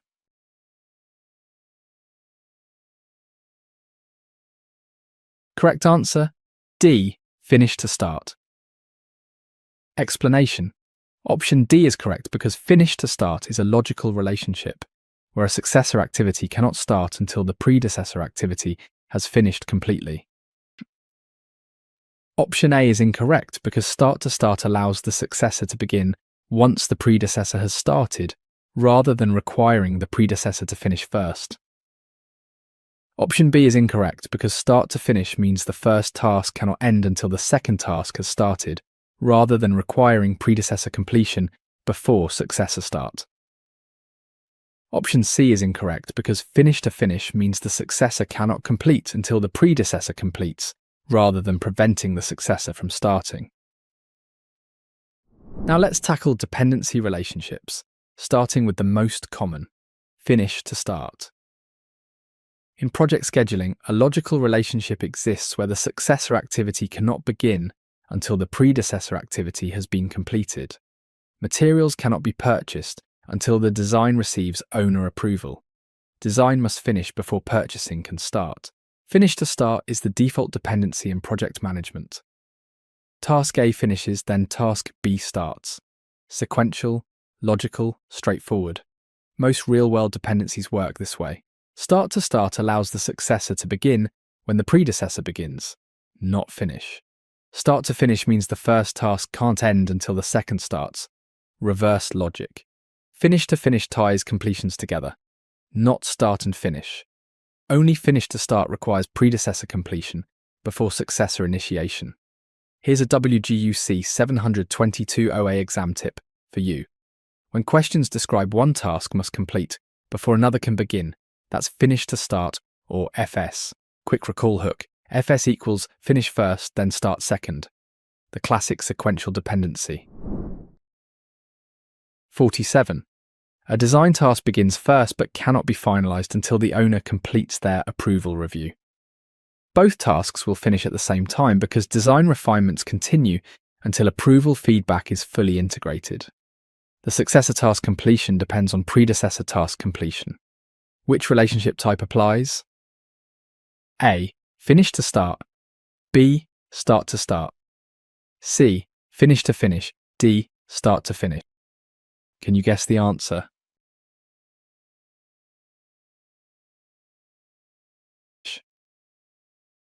Correct answer. C. Finish to finish. Explanation. Option C is correct because finish to finish is a logical relationship where the successor task cannot be completed until the first task is completed, with both finishing together. Option A is incorrect because finish to start requires predecessor completion before successor can start rather than allowing both tasks to finish at the same time. Option B is incorrect because start to start relates to when tasks can begin rather than constraining when both tasks must complete together simultaneously. Option D is incorrect because start to finish means the first task cannot end until the second starts rather than both tasks completing at the same time. Finish to finish ties task completions together. A design task begins first but cannot be finalized until the owner completes their approval review. Both tasks will finish at the same time because design refinements continue until approval feedback is fully integrated. The successor completion depends on predecessor completion. With finish to finish, both tasks can be in progress simultaneously, but task B cannot complete until task A completes. They finish together, or at least task B waits for task A to finish before it can finish. Think of editing a document while someone reviews it. You keep editing until they finish reviewing, then you finalize. Finish to start requires completion before starting. Different constraint. Start to start ties beginnings together. Start to finish keeps the first task going until the second starts. Only finish to finish constrains both tasks to finish together. Here's a WGU C722 OA exam tip for you. When questions describe tasks that must complete together, or one cannot finish until another finishes, that's finish to finish or FF. Quick recall hook. FF equals finish with finish. Both tasks end together. 48. In pipeline construction, filling the trench can begin as soon as the crew starts placing pipe into the trench. Both activities occur simultaneously, but the second activity cannot commence until the first activity has begun. Which dependency relationship allows this concurrent execution approach? A. Start to start. B. Finish to start. C. Finish to finish. D. Start to finish. What do you think is the answer?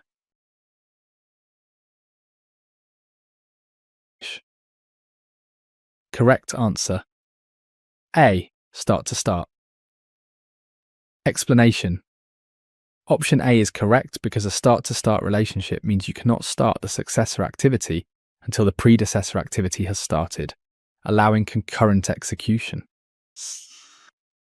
Option B is incorrect because finish to start requires the predecessor to finish completely before the successor can begin rather than allowing simultaneous concurrent work.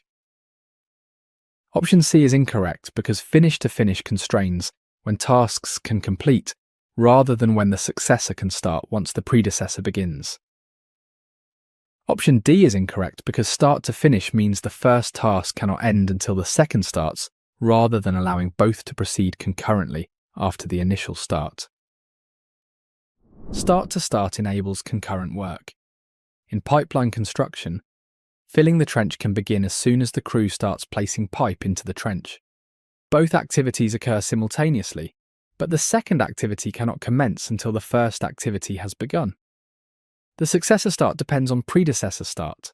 Start to start is about kicking off tasks together, or at least allowing the second to begin once the first begins. You don't wait for task A to finish, you just need it to start. Then task B can start too, and both proceed in parallel. This saves time compared to finish to start. Finish to start requires complete predecessor completion, no concurrent work. Finish to finish constrains endings, not beginnings. Start to finish keeps task A going until task B starts, different logic entirely.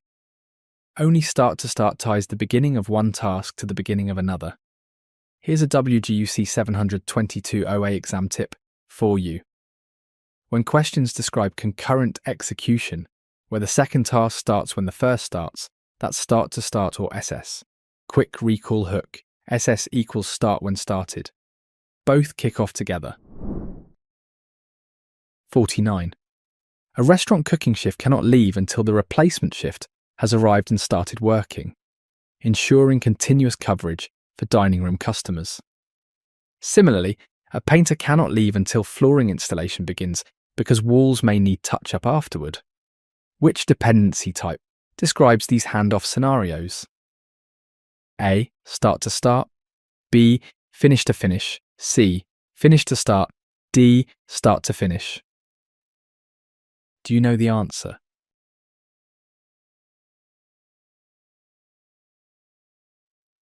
Correct answer, D. Start to finish.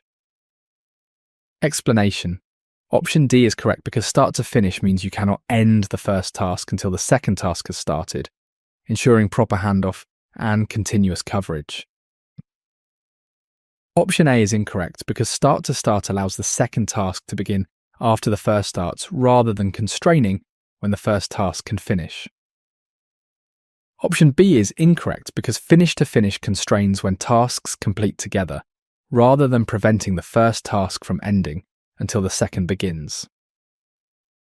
Option C is incorrect because finish to start requires first task completion before second task starts rather than keeping the first task active until the second begins.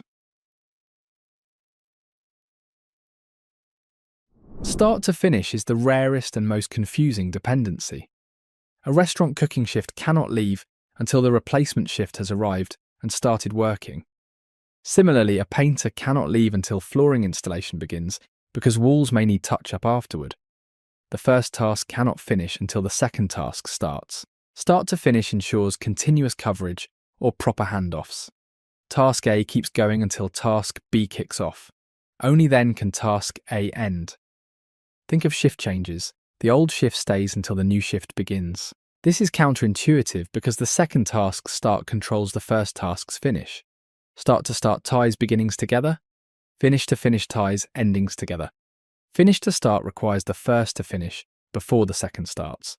Only start to finish keeps the first task active until the second begins. Here's a WGU C722 OA exam tip for you. When questions describe one task that cannot end until another task starts, especially for handoffs or continuous coverage. That's start to finish or SF. Quick recall hook. SF equals stay until they start. First task waits for second to begin. 50. A project manager must understand the 4 types of logical relationships that can exist between project activities when creating network diagrams and establishing task sequences. Which set correctly identifies all 4 standard dependency relationship types used in project scheduling? A. Sequential, parallel, concurrent, independent. B. Mandatory, discretionary, external, internal. C. FS, FF, SS, SF. D. Linear, branching, merging, looping. Do you know the answer?